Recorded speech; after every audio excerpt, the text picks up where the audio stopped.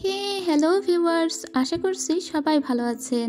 আজ আমি আপনাদের জন্য অনেক বেশি সুন্দর, রোমান্টিক এবং ফানি একটা ড্রামার গল্প নিয়ে এসেছি। এই ড্রামাটা আমার এত বেশি ভালো লেগেছে যে কি বলবো। এই ড্রামাটার মোট 3টা সিজন আছে, তো আমি প্রথম সিজনের প্রথম পার্টের গল্প আজকে নিয়ে এসেছি। ড্রামাটা আশা করি আপনাদের সবারই অনেক বেশি ভালো লাগবে। তো চলুন গল্পে যাওয়া যাক। গল্পের শুরুতেই আমাদের বলা হয় চু ফ্যামিলির ছোট মেয়েকে নিয়ে। চু ফ্যামিলির ছোট মেয়ের নাম হলো চু শাওতান, এবং এই চু শাওতান মেয়েটা কিন্তু অনেক বেশি চুপচাপ এবং খুবই ভদ্র একটা মেয়ে। আর সে রাজ পরিবারের রাজার বড় ছেলেকে অনেক ভালোবাসতো।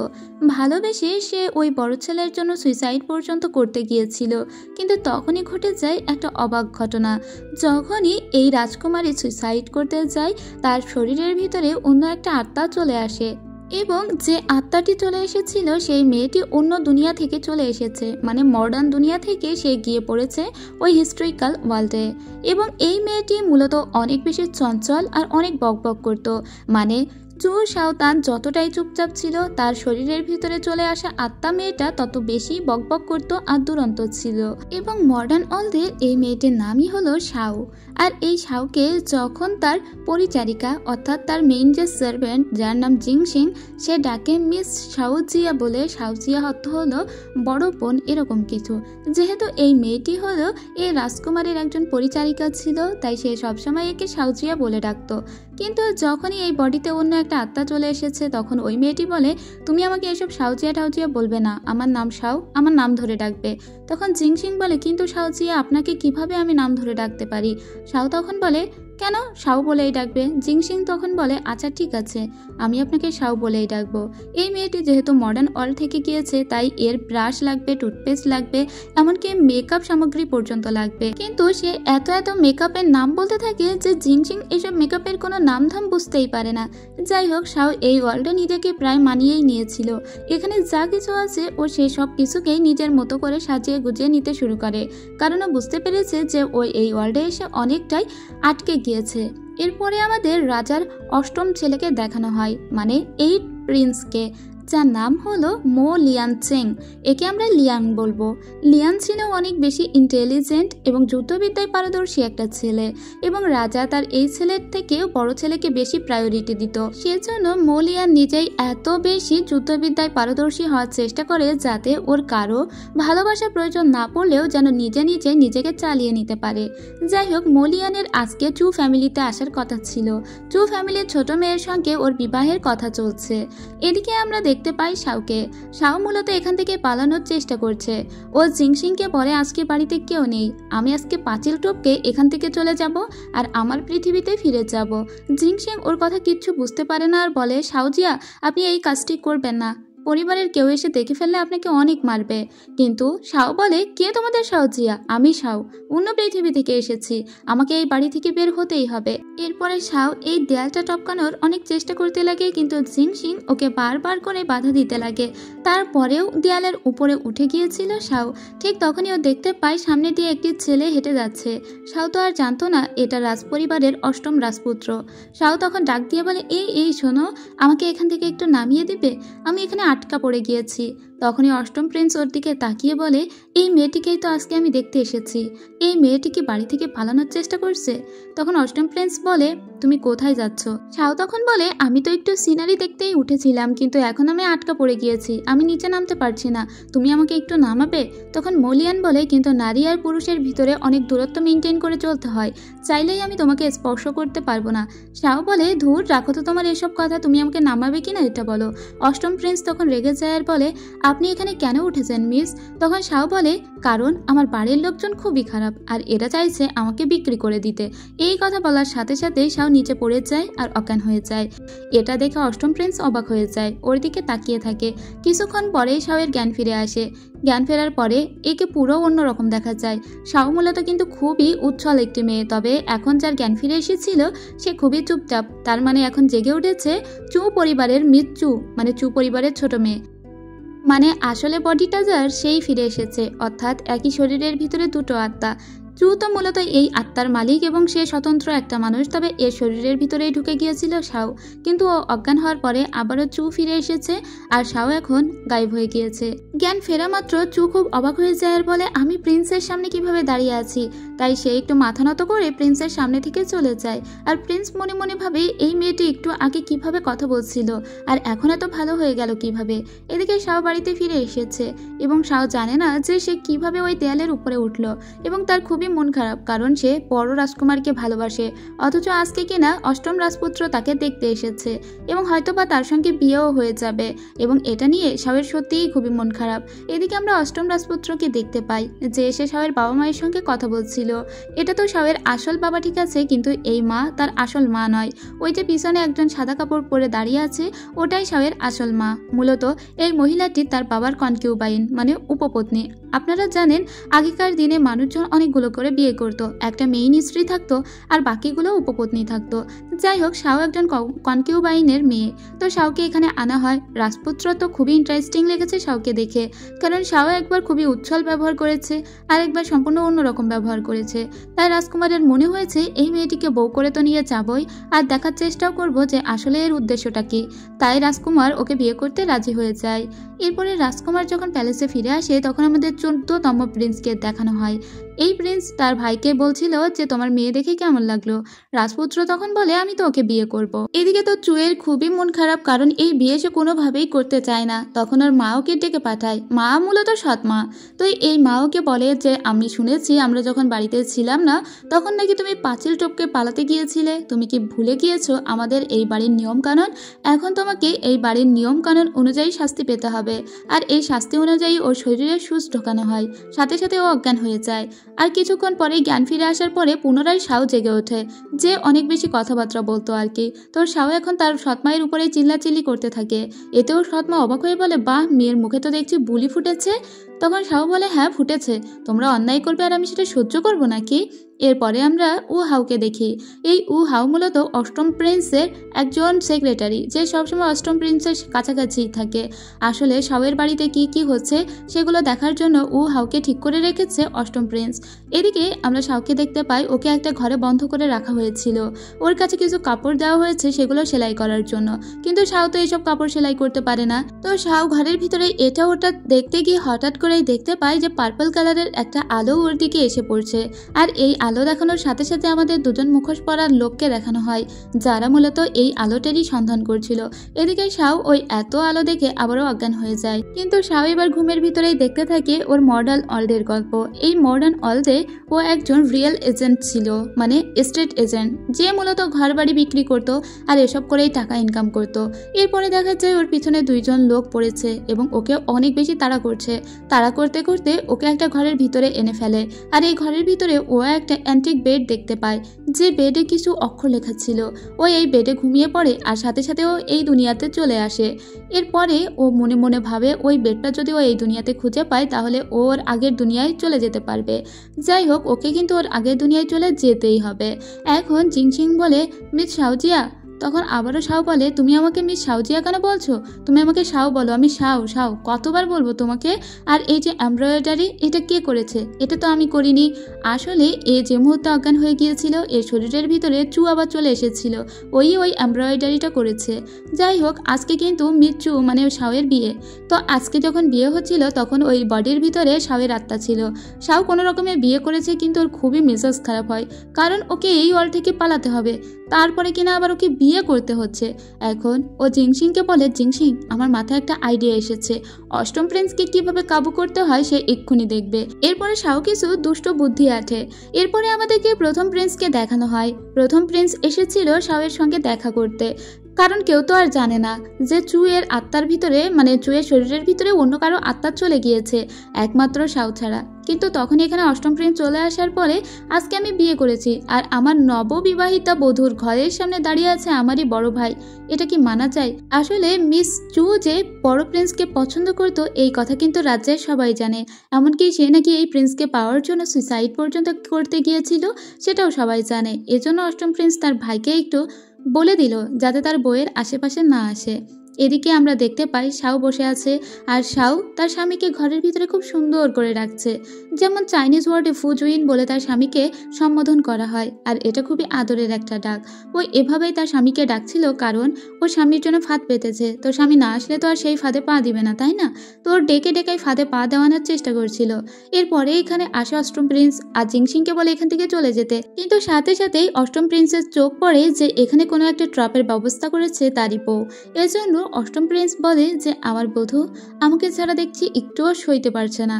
এটা বলে দ্রুত করে চলে আসে শাওয়ের কাছে, আর শাওকে ধরে বলে এত মধুর করে তুমি আমাকে ডাকছিলে, আমি তো না এসে থাকতেই পারলাম না, তো চলো এখন শুরু করি। তখন শাও বলে না না, আমি তো আসলে একটা কথা বলবো বলে ডাকছিলাম। তখন অষ্টম প্রিন্স উঠে দাঁড়ায় আর এখান থেকে সোজা চলে যায়, এবং ও লাফিয়ে চলে গিয়েছিল। এতে খুবই রেগে যায় শাও, আর বলে তোমার সাহস হয় কি করে, বলে ওই নিজেই ফাঁদে পা দিয়ে দেয়, আর ওর মাথার উপরে বড় একটা কাঠ পড়ে ও অজ্ঞান হয়ে যায়। পরদিন সকালবেলা যখন জ্ঞান ফিরে আসে, তখন এই বডিতে আবারও তার আপন সোল ফিরে আসে। তার মানে মিস চু এবার জেগে উঠেছে। তো মিস চু জেগে উঠে দেখে যে অন্য কারো বাড়িতেও শুয়ে আছে, কারণ মিস চু তো আর জানে না যে ওর বিয়ে হয়ে গিয়েছে অষ্টম প্রিন্সের সঙ্গে। এদিকে মিস চুকে বারবার শাও বলে ডাকছিল জিংসিং। তখন ও ওকে বলে যে তুমি আমাকে এভাবে শাও বলে কেন ডাকছো, তুমি তো আমাকে মিস শাওজিয়া বলে ডাকতে। যাই হোক, এখন জিংসিং বলে যে আসলে তোমার বিয়ে হয়ে গিয়েছে, তুমি কি সব ভুলে গিয়েছো নাকি? এবার চু একটু মনে করার চেষ্টা করে যে ওর বিয়েটা কখন হলো। ও জানতো ওর বিয়ে হবে, কিন্তু ও তো এটা জানে না যে ওর বিয়ে হয়ে গিয়েছে। তাই ও জিংসিংকে বলে আচ্ছা জিংসিং, আমি না ইদানিং অনেক কিছু ভুলে যাচ্ছি, তো আমি মানে বিয়ে হওয়ার আগ পর্যন্ত এখন পর্যন্ত কি হয়েছে সেই ঘটনাগুলো তুমি আমাকে একটু খুলে বলো তো। তারপরে জিংসিং সমস্ত ঘটনা খুলে বলে। মিস চু তখন বলে আমার তো লাস্ট মনে আছে আমি একটা কাপড়ে সেলাই করেছিলাম, আর তারপরে আমার কোনো কিছু মনে নেই। তার মানে আমার ভিতরে অন্য কি কোনো আত্মা চলে আসছে নাকি? অর্থাৎ যেহেতু একটু বুদ্ধিমানই ছিল মিস চু, তাই এ খুব ভালোভাবে এই ব্যাপারটা খুব সহজেই ধরে ফেলেছে। এদিকে আমাদের অষ্টম প্রিন্সকে দেখানো হয়। অষ্টম প্রিন্স একটা ছবি আঁকতে আঁকতে উ হাউকে জিজ্ঞেস করছিল যে মিস চু এখন ঠিক কেমন সময় কাটাচ্ছে, ওর উপর নজর রাখো। এদিকে অষ্টম প্রিন্সের আরও দুটো বধূ ছিল, সেই দুজন বধূ আবার দেখা করতে এসেছে নতুন বধূ মিস চু এর সঙ্গে। তো চু এর সঙ্গে দেখা করতে এসে ওরা চুকে খুব খারাপ খারাপ কথা বলছিল, চুকে অপমান করছিল। আর চু যেহেতু চুপচাপ স্বভাবের একটি মেয়ে, তাই ও বেশি একটা উত্তরও করতে পারছিল না। ও কেবল এদের দুইজনকে বলে আপনারা অনেকক্ষণ হলে এসেছেন, এবার আপনারা চলে যান। কিন্তু যখন এখান থেকে চু চলে যেতে যাবে, একজন বধূ পায়ে পা বাঁধিয়ে চুকে ফেলে দেয়, আর সাথে সাথেই চু এর আত্মার ভিতরে শাওয়ের আত্মা চলে আসে। তো শাও তখন অনেক রেগে যায় আর বলে তোমাদের সাহস হয় কি করে আমাকে এভাবে ধাক্কা দেওয়ার। ও খুব রাগারাগি করে আর ওদের দুজনকে এত জোরে ধাক্কা দেয় যে ওরা দুজনেই দরজার কাছে এসে পড়ে। মানে শাওয়ের কাছে তোমরা অন্যায় করে পার পাবে না। তো শাও এরকম মেয়ে ছিল, তাই তো যখনই ওই বডিতে শাওয়ের আত্মা আসতো জিংসিং সত্যি খুবই খুশি হতো। এদিকে আমাদের মুখোশধারী সেই লোক দুটোকে দেখানো হয়। এরা মূলত কোনো একটা অবজেক্ট খুঁজে বেড়াচ্ছে, এবং এদেরকে যারা কন্ট্রোল করছে সে আলাদা একটি লোক। তো এই দুইজন মুখোশধারীর কথায় আমরা বুঝতে পারি ওরা দুইজন আত্মা দমন গোলক নামের কোনো একটা কিছু খুঁজে বেড়াচ্ছে। যাই হোক, এরপরে আমাদের আবারও শাওকে দেখানো হয়। শাও জিংসিংকে বলে জিংসিং আজকেই আমাকে এখান থেকে পালাতে হবে, আমাকে আমার দুনিয়ায় ফিরে যেতেই হবে, আমি এখানে কোনোভাবেই আর থাকতে পারবো না। এটা বলে রাত্রেবেলা ও চুরি করে পাঁচিল টপকে পালানোর চেষ্টা করে। এই শাওই সবসময় মাথায় এটাই ঘুরে যে কিভাবে ও এখান থেকে পালাবে। তো ও পালানোর চেষ্টা যখনই করে তখনই পিছন থেকে লিয়ান চলে আসে আর বলে আমার আদরের স্ত্রী, তুমি কোথায় পালাচ্ছ? আজকেও কি তুমি সিনারি দেখতেই উপরে উঠেছো, নাকি তোমার হাজব্যান্ড তোমাকে কারো কাছে বিক্রি করে দিচ্ছে তাই তুমি উপরে উঠেছো? এটা বলে লিয়ান একটু হেসে নেয় আর তারপরে এখান থেকে চলে যায়। আর শাও কিছুক্ষণ বকবক করে আর বলে আমি সিনারি দেখতেই উঠেছিলাম। এটা বলে আবার নিচে নেমে আসে। কিন্তু অষ্টম প্রিন্সের মনে মনে সন্দেহ হয় যে তার স্ত্রীর সঙ্গে তার বড় ভাইয়ের কোনো সম্পর্ক আছে কিনা, তাই তো লিয়ান একটু তার স্ত্রীর উপরে বেশি নজরদারি করছিল। এর কিছুক্ষণ পরে আমরা দেখতে পাই ওই বডিতে আবার চু এর আত্মা চলে এসেছে, এবং চু হয়েই সে দেখা করতে আসে অষ্টম প্রিন্সের সঙ্গে। অষ্টম প্রিন্স তখন ওকে জিজ্ঞেস করে তুমি মাঝে মাঝে খুবই উচ্ছলভাবে কথা বলো আর মাঝে মাঝে শান্ত হয়ে যাও, এসব অভিনয় আমার সামনে করবে না। এরপরে ওখান থেকে যখন শাও চলে যায় ঠিক তখনই সেই মুখোশধারী দুইজন লোক আসে এবং এই প্রিন্সকে বলে তুমি যদি আমাদের হয়ে কাজ করো তাহলে তোমাকে রাজা বানাতে আমরা হেল্প করব। আমরা আসলে একটা জিনিস খুঁজে বেড়াচ্ছি, যে জিনিসটার নাম হলো আত্মা দমনকারী গোলক। তুমি যদি ওই গোলকটি খুঁজতে আমাদের হেল্প করো তাহলেই আমরা তোমাকে রাজা বানাতে অবশ্যই সাহায্য করব। তোমার বড় ভাই কখনোই রাজা হতে পারবে না। তখন লিয়ান বলে তোমাদের কে পাঠিয়েছে, আর তোমরা ওই আত্মা দমনকারী গোলক বলতে কি বোঝাতে চাচ্ছ? লোক দুটো তখন বলে আমাদের মনে হচ্ছে যে ওই আত্মা দমনকারী গোলকটি এই রাজপ্রাসাদেই আছে, আর তাই তোমার সাহায্য প্রয়োজন। কিন্তু লিয়ান ওদেরকে ফাইট করে এখান থেকে বের করে দেয়, কারণ লিয়ান জানে এই দুটো লোক স্বার্থান্বেষী কোনো লোক। এদিকে আমরা আবারও চুকে দেখতে পাই। চুকে তার বাড়িতে ডাকা হয়েছিল, তার মা ডেকে পাঠিয়েছে। এ কারণে তার মা বাবা নাকি এটা জানতে পেরেছে যে তাদের কথা মতো চু কাজ করছে না। মূলত তার বাবা কেন অষ্টম প্রিন্সের সঙ্গে তার মেয়ের বিয়ে দিয়েছে জানেন?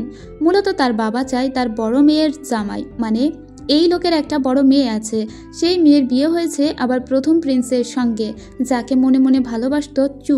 তাই তো চুয়ের বাবা মা এই সুযোগটাকেই কাজে লাগিয়েছে, আর তারা চায় তাদের বড় জামাই রাজা হোক। সেজন্য অষ্টম প্রিন্সের সঙ্গে তাদের মেয়েকে বিয়ে দিয়েছে মূলত স্পাইগিরি করার জন্য। এখন যাতে চু সমস্ত অষ্টম প্রিন্স কোথায় কি করছে এসব খবর এনে তার বাবা মাকে দেয়, সেজন্যই মূলত বিয়ে দেওয়া হয়েছে। কিন্তু ওর বাবা মা তো এটা জানে না যে চুয়ের শরীরে সবসময় চু থাকে না, বরং চুয়ের শরীরে মাঝে মাঝে সাবের আত্মা চলে আসে। এজন্যই তো ওর সৎমা ওর উপরে অনেক আঘাত করে আর ওকে মেরে অজ্ঞান করে দেয়। আর এই ঘটনা ও হাও গিয়ে জানায় প্রিন্সকে। প্রিন্স তখন বলে ঠিক আছে, আমি এক্ষুনি চু ফ্যামিলিতে যাচ্ছি। যখনই ওকে মেরে অজ্ঞান করে দেওয়া হয় তারপরে ওই শরীরে আবারও সাওয়ের আত্মা ফিরে আসে। আর সাওয়ের আত্মা তো কখনো মারধর খেয়ে বসে থাকা লোক নয়। এবার সাওয়ের আত্মা খুবই রেগে যায় এবং সাও বলে ওঠে, তোমরা আমাকে অকারণে কেন মারছো? তোমাদের কথা আমি শুনবই না। তোমরা খুবই অনৈতিক লোক, তোমরা আমার বাবা মা হতেই পারো না। ঠিক তখনই এখানে প্রিন্স চলে আসে আর বলে, আমার স্ত্রীকে এভাবে হেনস্থা করার অধিকার আপনাদের কে দিয়েছে? আর কেনই বা তাকে এভাবে মারা হচ্ছে? তখন তার সৎ শাশুড়ি বলে, তাকে মারছি কারণ সে তোমাকে খুব একটা ভালোবাসে না আর তোমার সঙ্গে বেশি করে মানিয়ে নিতে পারছে না, সেজন্য তাকে একটু শিক্ষা দিচ্ছিলাম। অষ্টম প্রিন্স তখন বলে, কে বলেছে আমার স্ত্রী আমার সঙ্গে মানিয়ে নিতে পারছে না? ওর সঙ্গে তো আমার খুবই সুন্দর বৈবাহিক জীবন কাটছে, তাই না? এটা বলে ও কোলের ভিতরে টেনে নেয় শাওকে আর বলে, তুমিই বলে দাও তোমার বাবা মাকে যে আমাদের ভিতরে ওরা যেন কখনো কথাই না বলে। এটা বলে সোজা শাওকে নিয়ে চলে আসে। এদিকে শাওয়ের মাথায় পানি ঢেলে দেওয়া হয়েছিল, তাই ওর খুবই ঠান্ডা লাগতে থাকে। অষ্টম প্রিন্স তখন বলে, তোমার বাবা মা এরকম কেন ব্যবহার করে তোমার সঙ্গে? তোমাকে কি অন্য কোনো উদ্দেশ্যে আমার সঙ্গে বিয়ে দেওয়া হয়েছে? কিন্তু এসব কথা তো শাও জানে না। এরপরে শাওকে একটা জায়গায় নিয়ে আসে লিয়ান। লিয়ান নিয়ে এসেছিল মূলত তার দাদির কাছে, আর তার দাদি হলো রাজমাতা। তার দাদা মারা গিয়েছে কিন্তু দাদি এখনো বেঁচে আছে, আর দাদি কিন্তু অষ্টম প্রিন্সকে অনেক পছন্দ করত। তবে অষ্টম প্রিন্স যে এই মেয়েকে বিয়ে করেছে এটা তার দাদি একদমই সহ্য করতে পারে না। তার দাদির ইচ্ছা ছিল তার ভাইজির সঙ্গে বিয়ে দিবে অষ্টম প্রিন্সকে, কিন্তু অষ্টম প্রিন্স যে চু ফ্যামিলির মেয়েকে বিয়ে করেছে এতে তার দাদির খুবই রাগ হয়। এবার তার দাদির ভাইজিকে দেখানো হয়। এই মেয়েটির নাম হলো ইয়ান। ইয়ান মূলত অষ্টম প্রিন্সকে অনেক ভালোবাসে, আর ইয়ান বিয়ে করতে চেয়েছিল লিয়ানকে। তবে লিয়ান খুব একটা পছন্দ করে না এই মেয়েটিকে, যদিও ওরা একসঙ্গে বড় হয়েছে ঠিক, কিন্তু পছন্দই করে না।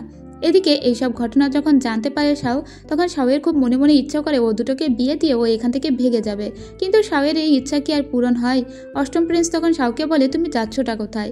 তখন শাও ওকে বলে যে যেহেতু তোমার ছোটবেলার খেলার সাথীর সঙ্গে তোমার এতদিন পরে দেখা হয়েছে, তো তোমরা দুজন একটু কথা বলো, আমি বরং চলে যাই। কিন্তু তখন এই লিয়ান ওকে কাছে টেনে নেয় আর বলে, তুমি আমার স্ত্রী, তুমি আমার সাথে এসেছো, তো এখন তুমি এভাবে আমাকে ফেলে তো যেতে পারো না। এটা বলে ইয়ানের সামনে ওকে কিস করে। ওরা সবাই খুবই লজ্জা পেয়ে যায়, আর এটাই ছিল ওদের ফার্স্ট কিস। আর এই কিসে তো শাও অনেক বেশি অবাক হয়ে যায় আর বলে, এই ছেলে এত বিয়াদব কেন? মানে ও নিজের স্বামীকে অনেক গালিগালাজ কিন্তু করতো, আর সেটা সবার সামনেই করতো। ইয়ান তখন লিয়ানকে বলে যে তুমি এরকমটা করতে পারো না ভাইয়া আমার সামনে। তখন লিয়ান বলে, কেন পারি না? ও তো আমার বিবাহিত স্ত্রী, আমার যা ইচ্ছা আমি তাই করতে পারি। ইয়ান তখন বলে, তুমি চলে যাচ্ছ, থাকবে না? লিয়ান বলে যে না। ইয়ান বলে, তাহলে কি আমি তোমার প্যালেসে আসতে পারি? তখন শাও বলে আসে, অবশ্যই, তোমার যখন মনে হবে তুমি তখনই আসবে। এরপরে শাও যখন বাড়িতে আসে, জিংসিং ওর চিকিৎসা দিতে লাগে, কারণ ওর শরীরে অনেকগুলো সুই ফোটানোর দাগ আছে, আর এইসব যন্ত্রণা ওকে অনেক কষ্ট দিচ্ছে। ওর তো খুবই রাগ হচ্ছে এবং ও মনে মনে বলে, আমি আর কখনোই আমার বাপের বাড়িতে ফিরেই যাব না। ঠিক তখনই পিছন থেকে ওর হাজব্যান্ড আসে একটা সুন্দর ঔষধ নিয়ে, যেটা মডার্ন ওয়ার্ল্ডেও পাওয়া যেত, আর এটা খুব দ্রুত কাজ করে। কিন্তু এই ঘটনা শাও জানে না যে পিছনে ওর হাজব্যান্ড বসে আছে। ও ভেবেছিল জিংসিং বসে আছে, কিন্তু হঠাৎ করেই যখন দেখে যে পিছনে ওর হাজব্যান্ড, তখন ও অবাক হয়ে যায়। লিয়ানকে দেখে বলে, বেয়াদব ছেলে, তুমি আমাকে না জানিয়ে এখানে এসেছো? এরপরে লিয়ান বলে, বেয়াদব, তুমি আমাকে আর কতবার এই কথা বলবে? আর কেউ হাজব্যান্ডকে এভাবে বলে নাকি? ঠিক আছে, আমি যখন বেয়াদব তখন তো একটু বেয়াদবি করতেই পারি, তাই না? শাও তখন বলে, আমার ভুল হয়ে গিয়েছে, আপনি অনেক ভালো একজন লোক এবং আপনি আমার স্বামী এবং আপনার যা খুশি তাই করতে পারেন। লিয়ান তখন ওকে বলে, তোমার বাড়ির লোক কি সবসময় তোমার সঙ্গে এরকম খারাপ ব্যবহার করে নাকি? আগেও কি করেছে? তখন শাও বলে হ্যাঁ, তারা আগেও করেছে এবং আমি তার প্রমাণও দিতে পারবো। এটা বলে ওর পিঠে যত কাটার দাগ আছে তার সমস্তই দেখিয়ে দেয় লিয়ানকে, আর লিয়ানের অনেক কাছাকাছি চলে আসে। আর এরপরে লজ্জা পেয়ে দুজনেই সরে যায়, কারণ তখনই জিংচিং ভিতরে ঢুকে যায়। তো লিয়ান ওই ঔষধটা জিংচিং এর কাছে দিয়ে বলে এটা তোমার শাওজিয়াকে একটু ম্যাসাজ করে দিও, তাহলে ওর দ্রুতই হয়তো ক্ষতগুলো সেরে যাবে। আর আমি পছন্দ করি না তার শরীরে কোনো দাগ থাকুক। পরের দিন সকালবেলা ঘুম ভাঙার পরেই আমরা দেখতে পাই যে চুয়ের বডিতে আবারও চুয়ের আত্মা ফিরে এসেছে। তখন চুকে শাওজিয়া বলে সম্বোধন করতে লাগে জিংচিং, আর ঠিক এর ভিতরে কত কিছু হয়েছে তার সমস্ত ঘটনা বলতে থাকে। চু জিংচিংকে জিজ্ঞেস করে যে এর ভিতরে শাও কি কোনো কিছু নতুন কিছু করার ট্রাই করেছে। তখন জিংচিং বলে হ্যাঁ, শাও একটা জিনিস খুঁজছিল, কোনো একটা অ্যান্টিক বেড, কিন্তু এরকম বেড আমি কোথাও খুঁজে পাইনি। শুধুমাত্র এখন অষ্টম প্রিন্সের রুমের খাটটা দেখায় বাকি আছে, ওটা দেখলেই বুঝতে পারবো যে কোন বেডের কথা শাও বলেছে। চু তখন বলে বেড, কিন্তু একটা বেড ও কি কাজে ব্যবহার করবে? জিংচিং বলে তা তো জানি না। তখন চু বলে ঠিক আছে, এখন আমাকে অষ্টম প্রিন্সের কাছে নিয়ে চলো, আমার তার ঘর সার্চ করতে হবে, সেখানে রয়্যাল টোকেনটা আছে কিনা সেটা দেখতে হবে, আর সেটা বড় প্রিন্সকে দিয়ে দিতে হবে, মানে প্রথম প্রিন্সকে।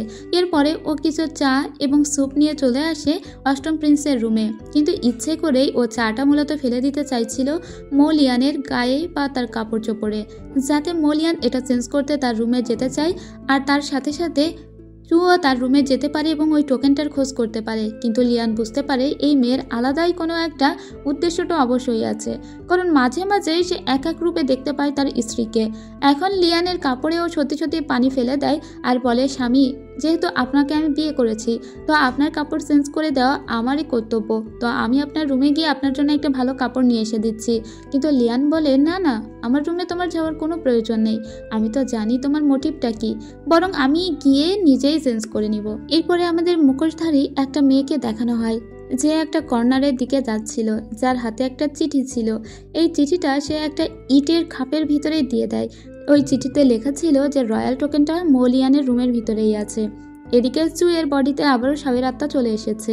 মাঝরাতে শাওয়ের অনেক ক্ষুধা লাগে, তখন জিংচিংকে ও খাবার নিয়ে আসতে পাঠায়। তো জিংচিং খাবার নিয়ে আসে আর ও বসে বসে খাবার খেতে লাগে। তখন জিংচিং বলে লিয়ান কিন্তু এখনো রুমে নেই, তো এখন আপনি ওর রুমে যেতে পারেন, গিয়ে ওর বেডটা চেক করতে পারেন যে লিয়ানের রুমে কোন বেডটা রাখা আছে। এদিকে আমরা সেই মুখোশধারী দুইজন লোককে দেখতে পাই যারা একটা অবজেক্ট খুঁজে বেড়াচ্ছিল। এরা এবার ফার্স্ট প্রিন্সের কাছে এসেছে। যেহেতু ওরা 8 প্রিন্সকে কোনো রকমে কবজা করতে পারেনি, তাই ওরা ফার্স্ট প্রিন্সকে এসে বলে আপনাকে রাজা হওয়া থেকে কেউ আটকাতে পারবে না, আপনি যদি আমাদের হয়ে কাজ করেন। আর এতেই ওই প্রিন্স রাজি হয়ে যায়। এদিকে আমরা আবার শাওকে দেখতে পাই যে অষ্টম প্রিন্সের রুমে এসেছিল। এখানে এসে সে এত অ্যান্টিক সব জিনিসপত্র দেখতে পাই যা দেখে ওর মাথা পুরো আওলা ঝালা। ও বলে এত কিছু সুন্দর সুন্দর জিনিস, এই জিনিসগুলো এত বেশি দামি যে এগুলো নিয়ে যদি আমি মডার্ন ওয়ার্ল্ডে ফিরে যাই তাহলে আমি অনেক বড় লোক হয়ে যাব। এরপরে ও ওই বেডটাও দেখতে পায় যে বেডটাই ও মনে মনে খুঁজে বেড়াচ্ছে। শাওয়ের ধারণা ও যদি ওই বেডে গিয়ে একবার শুয়ে পড়ে তাহলে ও মডার্ন ওয়ার্ল্ডে ফিরে যাবে। তো ওই বেডে শোয়ার আগে ও দুটো অ্যান্টিক পিস ওর সাথে করে নিয়ে নেয়, যাতে শুয়ে পড়লে এই অ্যান্টিক পিস সহ ও মডার্ন দুনিয়াতে চলে যায়, ওগুলো বিক্রি করে অনেক টাকার মালিক হয়ে যেতে পারে। কিন্তু কই কোনো কিছু পরিবর্তন তো হয় না, আবারও শুয়ে পড়ে। ঠিক তখনই 8 প্রিন্স ওর সামনে চলে আসে। ও চিৎকার দিয়ে ওঠে। 8 প্রিন্স বলে তুমি আমার রুমে কি করছো? শাও তখন বলে মানে আমি এমনি এসেছিলাম, তোমার সাথেই দেখা করতে এসেছিলাম। মলিয়ান বলে তুমি আমাকে বোকা পেয়েছো, এই রুমে তুমি কেন এসেছো এটা বলো, জানো আমার অনুমতি ছাড়া এই রুমে তুমি আসলে তোমার মৃত্যুদণ্ড পর্যন্ত হতে পারে, নিয়ে আসবো নাকি ছুরিটা? তখন খুবই ভয় পেয়ে যায় শাও আর বলে আমি তোমার অনুমতি ব্যতি রেখে কখনো এই রুমে আসবো না, একটু তোমার খাটেই তো শুয়েছি, আর তো কিছু করিনি, তাই বলে কি তুমি আমার জীবন নিয়ে নিবে নাকি? কিন্তু মলিয়ান তো মনে মনে ভাবে যে এই মেয়েটি হয়তো রয়্যাল টোকেন চুরি করতে এখানে এসেছে, কারণ তার বড় ভাইয়ের সঙ্গে তার স্ত্রীর যে একটা গোপন প্রেম ছিল এই কথা কিন্তু সে খুব ভালো করেই জানতো। ঠিক এই সময় আমরা একজন আততায়ীকে দেখতে পাই, আর ওই আততায়ীটা এক্ষুনি শাওকে অ্যাটাক করে। সাথে সাথে এখানে ও হাও চলে আসে। ওই আততায়ী বলে মলিয়ান তোমার কাছেই রয়্যাল টোকেন আছে, আমি জানি, ওই রয়্যাল টোকেনটা আমাকে দিয়ে দাও, তাহলে তোমার স্ত্রীকে ছেড়ে দিব। মলিয়ান তখন বলে তোমরা যদি আমার স্ত্রীকে মেরে ফেলতে চাও তো মেরে ফেলতে পারো, ওর জীবনে আমার কিছু যায় আসে না। ঠিক তখনই ও হাও ওই লোকটিকে মেরে দেয়, আর ওই লোকটির বুক পকেট থেকে একটা চিঠি উদ্ধার করে, যে চিঠিতে লেখা ছিল যে মলিয়ানের ঘরেই মূলত রয়্যাল টোকেনটা আছে। এখন মলিয়ান খুবই রেগে যায় আর বলে এক্ষুনি সন্ধান চালাও যে এই চিঠি কে লিখেছে। এদিকে নিজের রুমে ফিরে এসেছিল শাও। শাওয়ের খুব রাগ হচ্ছিল, পরে ও নেচে নেচে নিজের রাগ ভাঙায়। এদিকে আমরা আবার লিয়ানকে দেখতে পাই। লিয়ান বারবার মনে মনে কল্পনা করছিল যে তার স্ত্রীর এরকম 2 রকম পার্সোনালিটি কিভাবে হতে পারে। তাই একজন ইউনাক না, এটা একজন সার্ভেন্ট, তাকে ডেকে পাঠানো হয়। এই সার্ভেন্টের কাছে জিজ্ঞেস করা হয়, যেহেতু সে সু ফ্যামিলিতে অনেককাল কাজ করেছে তাই সু ফ্যামিলির মেয়ের সম্পর্কে বলতে বলে। ওই লোকটি তখন বলে, সু ফ্যামিলির মেয়ের ভিতরে 2 রকমের পার্সোনালিটি আমরাও দেখেছি। এক পর্যায়ে চু ফ্যামিলির মেয়েটা অনেক চুপচাপ থাকে, আর অন্যদিকে চু ফ্যামিলির মেয়ে মাঝে মাঝে অনেক বেশি উচ্ছল হয়ে পড়ে। কিন্তু যখন চুপচাপ স্বভাবে ফিরে আসে তখন সে খুবই হালকা পাতলা ড্রেস পরে, মানে খুবই লাইট ওয়েট কালারের কোনো ড্রেস পরে। আর যখনই সে খুবই উচ্ছল রূপে ফিরে যায় তখন অনেক রঙিন চোখ ঝাঁঝালো এরকম রঙের ড্রেস পরে, আর খুব শরীর দেখা যায় এরকম টাইপ।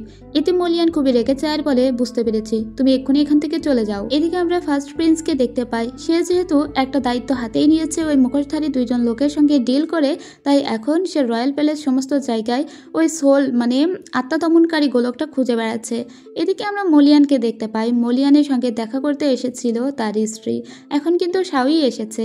শাও কিছু খাবার দাবার নিয়ে এসেছে মলিয়ানের জন্য, কারণ মলিয়ান ওকে বলেছে যদি তুমি কখনো আমার অমতে কোনো কাজ করো তাহলে তোমাকে মেরেই ফেলবো। তাই ও মলিয়ানের রাগ ভাঙাতে এসেছে। কিছুক্ষণ পরে মলিয়ানের আরও 2টো স্ত্রী এখানে চলে আসে, আর ওই 2 জন স্ত্রী এসে গন্ডগোল শুরু করে দেয় শাওয়ের সঙ্গে। আর শাও তো কম যায় না, শাও ওদের সঙ্গে গন্ডগোল করতে শুরু করে। মলিয়ান তার 3 স্ত্রীর উপরে রেগে যায়, বলে যেহেতু তোমরা আমার সামনে বসেই 3 জন নিজেদের ভিতরে ঝগড়া করেছো, তাই এখন ফ্যামিলির রুলসগুলো তোমাদের লিখতে হবে। মানে স্কুলে পড়েও বাচ্চাদের মতো 3 স্ত্রীকেই শাস্তি দেয়। এরপরে সবার হাতের লেখা মিলিয়ে দেখে ওই কাগজটার সঙ্গে যে তার কোনো স্ত্রীরা এসব ব্যাপারে জড়িত আছে কিনা। মূলত সে সন্দেহ করেছিল তার এই স্ত্রীকে, কিন্তু শাও এটা বুঝতে পারে যে তাদের হাতের লেখা এজন্য নেওয়া হয়েছে যাতে ওই কাগজের সঙ্গে মিলিয়ে দেখতে পারে লিয়ান। এতে শাও খুব রেগে যায় আর বলে, তুমি আমাদের সন্দেহ করো? তুমি তো একদম মানুষ ভালো নাও, তুমি আসলেই খুবই খারাপ এবং বেয়াদব একটা লোক। না হলে এরকম নিজের স্ত্রীদের কেউ সন্দেহ করে? আর তোমার বড় ভাইকে আমি কেন এসব দিতে যাব? কি আশ্চর্য! লিয়ান তখন বুঝতে পারে যে তার এই স্ত্রী অর্থাৎ শাও তার বড় ভাইয়ের সঙ্গে অতটাও জড়িত নয়। কিন্তু এই চিঠিটা তাহলে কে দিল? এদিকে হাও এসে প্রিন্সকে জানায়, আমরা একটা নতুন ঘটনা উদ্ধার করেছি। যাই হোক, এখন আপনাকে রাজা ডাকছে। এটা হলো রাজা তার 3 ছেলেকে ডেকে পাঠায়। রাজার এত বয়স কম যে তার ছেলেদের থেকেও তাকে বেশি ইয়াং লাগছিল। যাই হোক, রাজা চায় তার প্রথম প্রিন্স মানে প্রথম সন্তানটাই রাজত্ব পাক, কিন্তু অষ্টম প্রিন্স আরও বেশি সুন্দরভাবে এই রাজ্য চালাতে পারবে এটাও রাজা জানে। যাই হোক, প্রথম প্রিন্সের কাছ থেকে একটা পাউচ পড়ে যেতে থাকে অষ্টম প্রিন্স, এবং এই সেম একটা পাউচ ও দেখেছিল তার স্ত্রীর কাছেও, যে পাউচে মুশিন নামের একটি নাম খোদাই করা ছিল।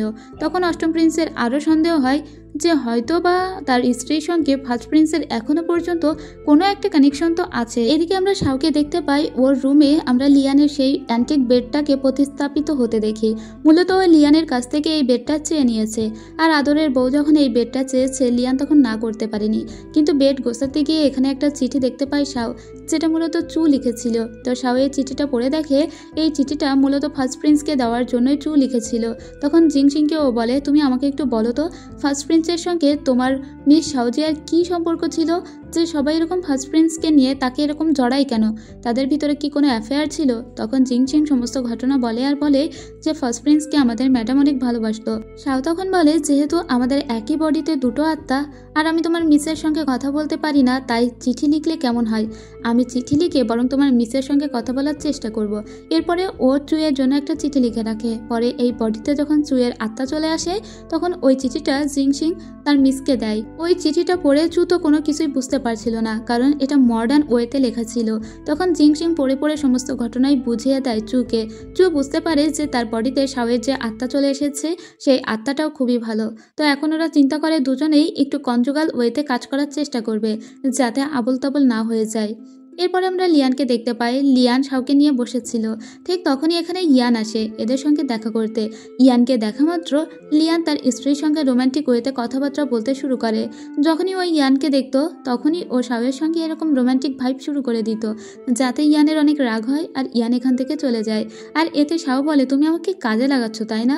ঠিক এই টাইমে আমরা দেখতে পাই লিয়ান অনেক বড় একটা টোকেন বের করে, আর এটাই মূলত সে রয়্যাল টোকেন। এটা ওর স্ত্রীকে দিয়ে বলে এই টোকেনটা আমি দিলাম কারণ তুমি ইয়ানের সামনে ভালোবাসার অভিনয় করেছো আমার সাথে। মূলত শাওই বলেছিল যে ইয়ানের সামনে যদি আমি তোমার সঙ্গে অভিনয় করি তাহলে তুমি আমাকে টাকা দিবে, তাই ওই এই রয়্যাল টোকেনটাই ওকে দিয়ে দেয়। মূলত লিয়ান ওকে এজন্য এটা দিয়েছিল যাতে ওকে পরীক্ষা করতে পারে যে এই টোকেনটা কোনোভাবে ফার্স্ট প্রিন্সের কাছে তার স্ত্রী দিয়ে দেয় কিনা। এদিকে বাড়িতে এসে মানে ঘরের ভিতরে এসে বারবার শাও ভাবতে থাকে ওই টোকেনটা আমাকে কেন দিল, ওই টোকেনটা তো অনেক মূল্যবান তাই না, ওটা বিক্রি করলে অনেক টাকা হবে। এরপরে ওর বডিতে আবারও চু চলে আসে, মানে ঘুমানোর পরে চু আসে। চু আসার পরে যখন এই টোকেনটা দেখে তখন তো চু অবাক হয়ে বলে এই টোকেনটা না চাইতে শাও কিভাবে পেল। জিংশিং বলে প্রিন্সই তাকে এটা উপহার দিয়েছে। চু বলে এই টোকেনটার কারণেই আমি অষ্টম প্রিন্সকে বিয়ে করেছিলাম, এই টোকেনটা আমাকে এক্ষুনি ফার্স্ট প্রিন্সকে দিতে হবে, চলো আমরা বাহিরে বের হয়ে পড়ি। এরপরে ওরা দুজনেই বাহির দিয়ে হাঁটতে শুরু করে, কিন্তু যখনই ওরা হাঁটছিল তখন পাশ দিয়ে একটা লোক যায় আর সেই লোকের সঙ্গে ধাক্কা লেগে যায় রাজকুমারীর। সাথে সাথে এখানে পড়ে যায় সু আর অজ্ঞান হয়ে যায়। আর যখন ওর জ্ঞান ফেরে তখন ওই বডির ভিতরে আবারও শাওয়ের আত্মা চলে আসে।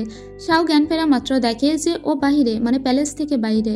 ও তখন জিংশিংকে বলে জিংশিং এই তো সুযোগ, আমি তো এখন পালিয়ে যেতে পারবো কারণ আমি তো প্যালেসের ভিতরে নেই।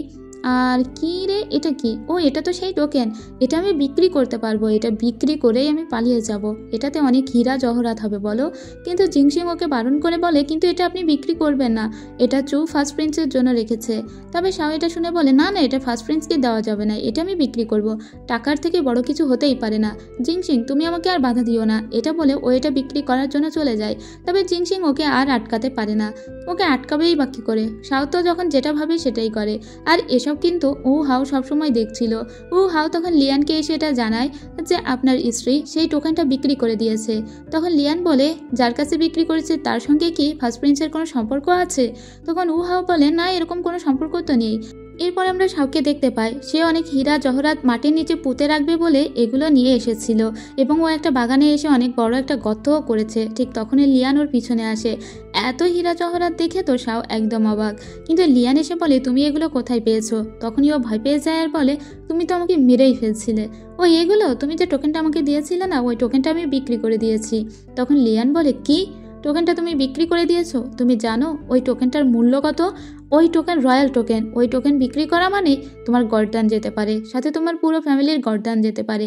ওটা রাজপরিবারের জন্য অনেক বেশি গুরুত্বপূর্ণ একটা টোকেন, আর তুমি কিনা সেটা বিক্রি করে দিয়েছো, এখন আর আমি তোমাকে বাঁচাতে পারবো না।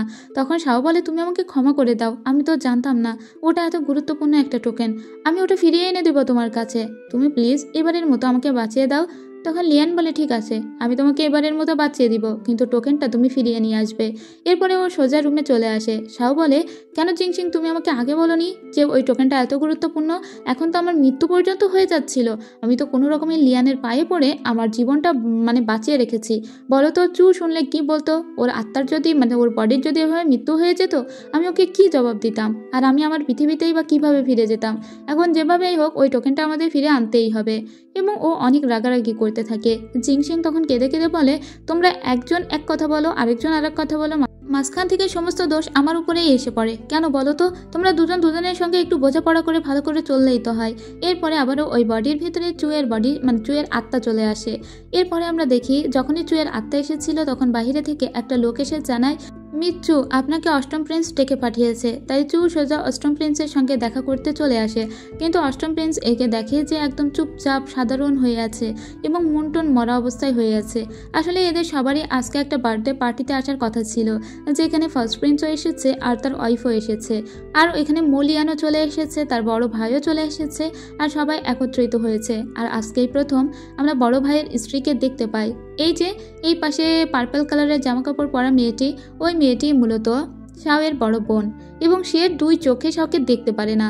এক পাশে নিয়ে ওকে অনেক আঘাত করে আর ওকে আঘাত করে নিচে ফেলে দেয়, সাথে সাথে শাওয়ের মাথা কেটে যায়। তবে এতক্ষণ যে চুয়ের বডিতে চুয়ের আত্মা ছিল সেখানে শাওয়ের আত্মা চলে এসেছে। এবার তো অনেক রাগারাগি করতে থাকে শাও যে ও এরকম ব্যবহার কেন করলো, আর ইয়ানও কিন্তু খুবই খুশি হয়েছিল এভাবে শাওকে আঘাত পেতে দেখে। তো যাই হোক শাও এরপরে রুমে ফিরে আসে, কিন্তু জিংশিং এর অনেক মন খারাপ ছিল। এর পরের দৃশ্যে আমরা দেখতে পাই যে লিয়ান তখন আসে শাওয়ের সঙ্গে দেখা করতে। মূলত শাওয়ের যে কপাল কেটে গিয়েছে সেটার এখন কী অবস্থা এটা দেখতেই লিয়ান এসেছিল। লিয়ান বলে, কেন যে তুমি শুধু শুধু ওদের সঙ্গে ঝামেলায় জড়াতে চাও, তুমি একদমই ওদের সঙ্গে ঝামেলায় জড়ানোর চেষ্টা করবে না। এরপরে ও শাওকে জড়িয়ে ধরে বলে, ফার্স্ট প্রিন্সের সঙ্গে তোমার কোনো সম্পর্ক থাকতেই পারে না, তুমি কেবলই আমার এবং আমারই থাকবে। এছাড়া লিয়ান এটাও বুঝে গিয়েছে হয়তোবা ফার্স্ট প্রিন্সের সঙ্গে শাওয়ের কোনো সম্পর্কই নেই, কারণ যদি থাকতো তাহলে রয়্যাল টোকেনটা সে ফার্স্ট প্রিন্সকেই আগে দিয়ে দিত, তাই না? যেহেতু লিয়ান বুঝতে পেরেছে যে তার স্ত্রী তার বড় ভাইয়ের সঙ্গে কোনো সম্পর্ক নেই, তাহলে তার ভালোবাসাটা আরেকটু বেশি বৃদ্ধি পায় এবং সে শাওকে বলে, আসলে তোমাকে আমার খুবই ইন্টারেস্টিং লাগে জানো তো। এবং লিয়ানের মনে মনে হচ্ছিল যদি এই মেয়েটির সঙ্গে ও একটা সুন্দর সময় কাটাতে পারতো, যদি ভালোবাসার একটা বন্ধন করতে পারতো, কিন্তু এই মেয়েটি সবসময় এত চিল্লাপাল্লা করে যে লিয়ান যে এগুলো বলবে সেই বলার সাহসটা পর্যন্ত পায় না। কিন্তু আজকে ও সাহস করে ওকে বলেই দেয়, তুমি যদি আমার সঙ্গে একটা রাত কাটাও, তাহলে তুমি যদি আমার কাছে ডিভোর্স পেপার চাও, তাহলে আমি তোমাকে ডিভোর্স পেপার দিয়ে দিব। মূলত এই অজুহাতে ওর সঙ্গে সময় কাটানোর চেষ্টা করছিল লিয়ান। এই কথা শোনা মাত্র সব মনে মনে ভাবে, কিন্তু বডিটা তো আমার নয়, আর আমি যদি এখন লিয়ানের সঙ্গে সময় কাটাই তাহলে আমার ডিভোর্স পেপার হয়ে যাবে, সেটা তো ভালো, তাহলে আমি এই বাড়ি থেকে পালাতে পারবো। তাই তুমি আমাকে ক্ষমা করো তোমার বডিকে এভাবে ইউজ করার জন্য। সারা রাত্রে কাটানোর পরে লিয়ান যখন এখান থেকে চলে যাচ্ছিল তখন শাও বলে, কি হলো, ডিভোর্স পেপার কোথায়? লিয়ান বলে, আমি স্যাটিসফাইড হইনি, তাই তোমাকে আরও প্র্যাকটিস করতে হবে। তখন শাও আরও রেগে গিয়ে বলে, আমি নিজেই তো স্যাটিসফাইড হইনি, তো তুমি কিভাবে স্যাটিসফাইড হবে? আর এবারে ডিভোর্স পেপারটা আমার পাওয়া হলো না। এরপরে জিংচিং ঘরের ভিতরে এসে দেখে যে চুয়ের বডিতে চুয়ের আত্মা ফিরে এসেছে এবং ও সুইসাইড করার চেষ্টা করছে। জিংচিং তখন বলে, শাওজিয়া কি হয়েছে? তখন জিংচিংকে চু বলে, আমার বডিকে ইউজ করেছে শাও, আমি তো ওর সঙ্গে একসাথে হয়েই কাজ করতে চেয়েছিলাম। তুমি তো খুব ভালো করেই জানো জিংচিং যে আমি ফার্স্ট প্রিন্সকে ভালোবাসি, আমার এই দেহ আমার এই মন কেবল ফার্স্ট প্রিন্সকেই চাই, তাহলে আমি কিভাবে লিয়ানের সঙ্গে এরকম একটা বাজে টাইম স্পেন্ড করতে পারি তুমিই বলো। কিন্তু শাও তো সেটা করেছে, আমার বডি সেটা তো আর ভার্জিনিটি নেই, তাহলে এখন আমি মরবো না তো কি করব? জিংচিং বলে, আমি শাওয়ের সঙ্গে কথা বলে দেখবো শাওজিয়া, প্লিজ আপনি এরকমটা করবেন না, নিশ্চয়ই শাওয়ের কোনো উদ্দেশ্য ছিল। কিন্তু চু খুবই রেগে গিয়েছে এবং সে জিংচিংকে বলে, তোমার মিসকে বলে দিও যেন সে আমার অনুমতি ব্যতিরেকে আমার বডি কখনো ইউজ না করে। এদিকে আমরা ফার্স্ট প্রিন্সকে দেখতে পাই, সে রয়্যাল প্যালেস থেকে কিছু একটা নিয়ে চলে যাচ্ছিল, যেটা আবার 14 প্রিন্স দেখতে পায়, আর সেটাই সে এবার 8 প্রিন্সকে জানায়, মানে লিয়ানকে জানায়। লিয়ান এটাও জানতে পেরেছে যে তার ভাই নাকি আত্মা দমনকারী গোলক নামের কিছু একটা খুঁজে বেড়াচ্ছে, তাই লিয়ান হাউকে বলে দেয় যে তুমি সবাইকে জানিয়ে দাও আমি আত্মা দমনকারী গোলকটি খুঁজে পেয়েছি, আমিও দেখতে চাই যে বড় ভাই এটা কেন খুঁজছে। এরপরে আমরা আবার শাওকে দেখতে পাই, শাওয়ের আত্মা আবারও ফিরে এসেছিল, আর শাও তখন চুয়ে রেখে যাওয়া একটা চিঠি পড়ে, আর এই চিঠি পড়ে ওর খুব খারাপ লাগে, কারণ ও চুয়ের বডিটা এভাবে ওর কনসেন্ট ছাড়াই ইউজ করেছে, সেজন্য ওর মন খুব খারাপ হয়। আর ও জিংচিংকে বলে, আচ্ছা ঠিক আছে জিংচিং, তোমার শাওজিয়াকে বলে দিও যে তার অনুমতি ব্যতি রেখে আমি আর এরকম কিছুই করব না। ঠিক তখনই ওরা দেখতে পায় হঠাৎ করে কে যেন এখানে এসে পড়ে গিয়েছে, অনেক চিৎকার করছিল শাও, তাই শাওয়ের মুখ চেপে ধরে জিংচিং বলে, দেখে মনে হচ্ছে এটা অষ্টম প্রিন্স, চলুন তো দেখি। আসলে সত্যিই তাই, এটা অষ্টম প্রিন্স এবং অষ্টম প্রিন্সকে কেউ একটা আঘাত করার চেষ্টা করেছে। ওই যে যখনই ও বলেছে তার কাছে আত্মদমনকারী সোল আছে, তখনই অষ্টম প্রিন্সের উপর চারিদিক থেকে আঘাত আসতে শুরু করছে, কারণ সবাই চায় অষ্টম প্রিন্সের কাছ থেকে ওই আত্মদমনকারী গোলকটি নিয়ে নিতে। কিন্তু অষ্টম প্রিন্স তো এটা মিথ্যা কথা বলেছে, অষ্টম প্রিন্স আসলে ধরতে চায় তার বড় ভাইয়ের আসল উদ্দেশ্যটা কি। যাই হোক, অনেক সেবা যত্নের পরে অষ্টম প্রিন্স সুস্থ হয় এবং সুস্থ হয়ে এখান থেকে চলে যায়। এটা নিয়ে আবার অনেক রাগারাগি করে শাও, আর বলে আমাকে একটা ধন্যবাদ পর্যন্ত দিল না। এর ঠিক পরেই অষ্টম প্রিন্সের বাকি দুই বধূ তার সঙ্গে দেখা করতে আসে আর বলে, আমি শুনলাম যে আপনার সঙ্গে নাকি খুব ভালোই সময় কাটছে লিয়ানের, তো চলুন লিয়ান যেখানে তার আর্চারি প্র্যাকটিস করছে আমরা ওখানেই যাব। এদিকে আমরা লিয়ানকে দেখি, লিয়ান বেশ একটু সুস্থ হয়েছিল এবং সে ধনুক বিদ্যা প্র্যাকটিস করছিল। ঠিক তখনই তার 3 স্ত্রী এখানে এসে হাজির হয়ে যায়। লিয়ানের বাকি 2 স্ত্রী মূলত শাওকে এখানে একটা উদ্দেশ্যে নিয়ে এসেছে। তার এক স্ত্রী বলে, আমরা মনে করি যে শাও এখানে খুবই বোরিং জীবনযাপন করছে, তাই শাওকে একটু মজা দেওয়ার জন্য এই ব্যাটল ফিল্ডে নিয়ে আসলাম। আচ্ছা স্বামী, আপনি একটা কাজ করুন, আপনি শাওয়ের মুখে একটা ফুল রেখে দিন, তারপরে সেই ফুলকে উদ্দেশ্য করে আপনি আপনার ধনুকবিদ্যা প্র্যাকটিস করুন, তাহলে শাও মজা পাবে, ওর একটু বোরিং লাগবে না, আর এই প্যালেস ওর জন্য যন্ত্রণাদায়ী হয়ে উঠবে না। এটা শুনে শাওয়ের তো হুঁশ উড়ে যায়। শাও বলে, আচ্ছা ঠিক আছে, আমার সঙ্গে পাঙ্গা নিচ্ছ তো, ঠিক আছে আমি ফুল নিয়ে দাঁড়াচ্ছি। এবং ও মনে মনে বলে, লিয়ান, আমি তোমাকে সবসময় অনেক গালিগালাজ করেছি, কিন্তু আজকে আমি চাচ্ছি যে আর কখনোই তোমাকে গালিগালাজ করবো না। তুমি প্লিজ ধনুকটা একটু ঠিকঠাকভাবে মেরো, যেন আবার আমাকে মেরে ফেলো না। এরপরে ও ফুল নিয়ে দাঁড়িয়ে পড়ে আর লিয়ান ওর উদ্দেশ্য করে ধনুক তাক করে রাখে। লিয়ান অনেক ভালো ধনুকবিদ্যায় পারদর্শী ছিল, কিন্তু তা হলে কি হবে, শাওয়ের তো মনে মনে সমস্ত কিছুই হুশ উড়ে যাচ্ছিল। যাই হোক, ঠিক তখনই আমরা দেখতে পাই লিয়ান ওর ধনুকটা ওর দিক বরাবর ছুড়ে দিয়েছে, আর সেটা একদম কানি কেটে ফুল দিয়েই চলে গিয়েছে। অর্থাৎ শাওয়ের কোনো বিপদ হয়নি এবং শাও ভালোভাবেই বেঁচে আছে। শাও তো অনেক খুশি হয়েছে যে তার কিচ্ছু হয়নি। এরপরে শাও ফিরে আসে আর বলে, আমি যেহেতু ফুলটা নিয়েছি, এখন আমার বড় দুই সতীন তারাও এই ফুলটা নিবে এবং তারাও ওখানে দাঁড়াবে, কারণ তাদের জীবনও তো বোরিং হয়ে উঠেছে, তাই না? তারাও এখানে দাঁড়াবে আর এবার ধনুকটা আমি ছুড়ব। এরপরে লিয়ান বলে, ঠিক আছে, তাহলে তুমি এই ধনুকটা ছোড়ো। কিন্তু এই ধনুকবিদ্যায় তো একদমই ভালো ছিল না শাও, আর এখনই তার সতীন অনেক ভয় পেতে থাকে। শাও যদি একা ভাবে ধনুকটা ছুড়ে দেয়, তাহলে তার জীবন এখনই ফুস হয়ে উড়ে যাবে। যাই হোক, শাও এবং লিয়ান দুজনে মিলে ওই ধনুকটা চালায় এবং ওই ধনুকটা ছুড়ে দেয় তাদের বড় সতীনের দিকে, আর ওই ধনুকটা সোজা তার মাথা বরাবর চলে যায়। লিয়ান এটা ইচ্ছা করেই করেছিল, যেহেতু শাওয়ের অনেক রাগ হচ্ছিল তার এই সতীনের উপর, তাই শাওয়ের হয়ে লিয়ান একটু প্রতিশোধ নিয়ে দিল, এই আর কি। যাই হোক, এর পরের দৃশ্যে আমরা দেখতে পাই যে বাড়িতে এসে বসেছিল আবার শাও। ওর মন খুব খারাপ হচ্ছিল। ওর মনে হচ্ছিল ও যদি ওর পৃথিবীতে ফিরে যেতে পারতো, ওর বাবা মায়ের সঙ্গে একবার দেখা করতে পারতো, কিন্তু এই বেডটা তো ঠিকই ওর কাছে আছে, তাহলে ও কেন ওর পৃথিবীতে ফিরে যেতে পারছে না? শাও অনেকবার প্রণাম করে ওর এই বেডটিকে, এটাকে পূজা করার চেষ্টা করে, কিন্তু তাতেও কোনো কাজ হয় না। এরপরে ও ঘুমিয়ে পড়ে। ঠিক তখনই লিয়ান ওর রুমে চলে আসে। যেহেতু মেয়েটা এলোমেলো হয়ে ঘুমিয়ে পড়েছিল, তাই লিয়ান ওকে সুন্দর করে ঘুম পাড়িয়ে দেয়। তখনই ওর ঘুম ভেঙে যায়। ঘুম ভাঙা মাত্র ও আবার বলে ওঠে, বিয়াদব ছেলে, তুমি আমার অনুমতি ছাড়া আমার ঘরে ঢুকেছো। ও ওর স্বামীকে সবসময় গালিগালাজ করতো। লিয়ান তখন বলে, তুমি আমার বিয়ে করা স্ত্রী, তো কেন আমি ঢুকতে পারবো না বলো তো? এরকম কেন করো সবসময়? যাই হোক, এর পরের দৃশ্যে আমরা দেখতে পাই একটা লোককে। এই সার্ভেন্ট এসে শাওকে জানায়, আপনার বাবার বাড়ি থেকে আপনাকে নিমন্ত্রণ করা হয়েছে, সেখানে আপনি এবং আপনার হাজব্যান্ড যাবেন। লিয়ান যেতে রাজি হয়েছে, আপনি কি যাবেন? ও প্রথমে যেতে চায় না, কিন্তু যখন শোনে যে বড় প্রিন্স এবং তার স্ত্রীও যাচ্ছে, তখনই সে রাজি হয়। এরপরে এই কথাগুলো ওই লোকটি এসে আবার লিয়ানকে জানায় আর বলে, প্রথমে তো শাওজিয়া রাজি হচ্ছিল না, পরে ফার্স্ট প্রিন্স এবং তার স্ত্রীর কথা শুনে রাজি হয়েছে। এটা শুনে আবার লিয়ানের খুব রাগ হয়। এদিকে আমরা ফার্স্ট প্রিন্সকে দেখতে পাই, ওরা অনেক আগেই চলে এসেছিল শ্বশুর বাড়িতে। মূলত এই ফার্স্ট প্রিন্সকে রাজা বানানোর জন্য তার শ্বশুর অনেক কাঠখড় পোড়াচ্ছে। সে চায় তার বড় মেয়ে সুখে থাকুক আর বড় জামাই সুখে থাকুক, আর নিজের ছোট মেয়েকে একদম বলিয়ে দিয়ে দিবে, এরকম একটা অবস্থা আর কি। এরপরে এখানে চলে এসেছে আমাদের শাও এবং তার হাজব্যান্ডও। ফার্স্ট প্রিন্স এখান থেকে শাওয়ের সঙ্গে কথা বলার চেষ্টা করে, কিন্তু সে তো আর জানে না যে চু তাকে এত ভালোবাসতো, এটা আসলে সেই চু নয়। চুয়ের বডিতে থাকা আলাদা একটা আত্মা, যার নাম শাও। এখানে এরা দুজন অনেক ভালোবাসার দৃশ্য দেখাতে থাকে, যেটা দেখে ফার্স্ট প্রিন্সের আবার অনেক জ্বালা করছিল। যাই হোক, ফার্স্ট প্রিন্স একটু সুযোগ পেয়ে একটা রুমের ভেতরে ঢোকার চেষ্টা করে, যেটা অষ্টম প্রিন্স অনেক দূর থেকে দেখে ফেলে। অষ্টম প্রিন্স মূলত জানার চেষ্টা করছিল তার ভাই আসলে করছেটা কি। এখানে একটা গোপন কক্ষের ভিতরে চলে এসেছে ফার্স্ট প্রিন্স।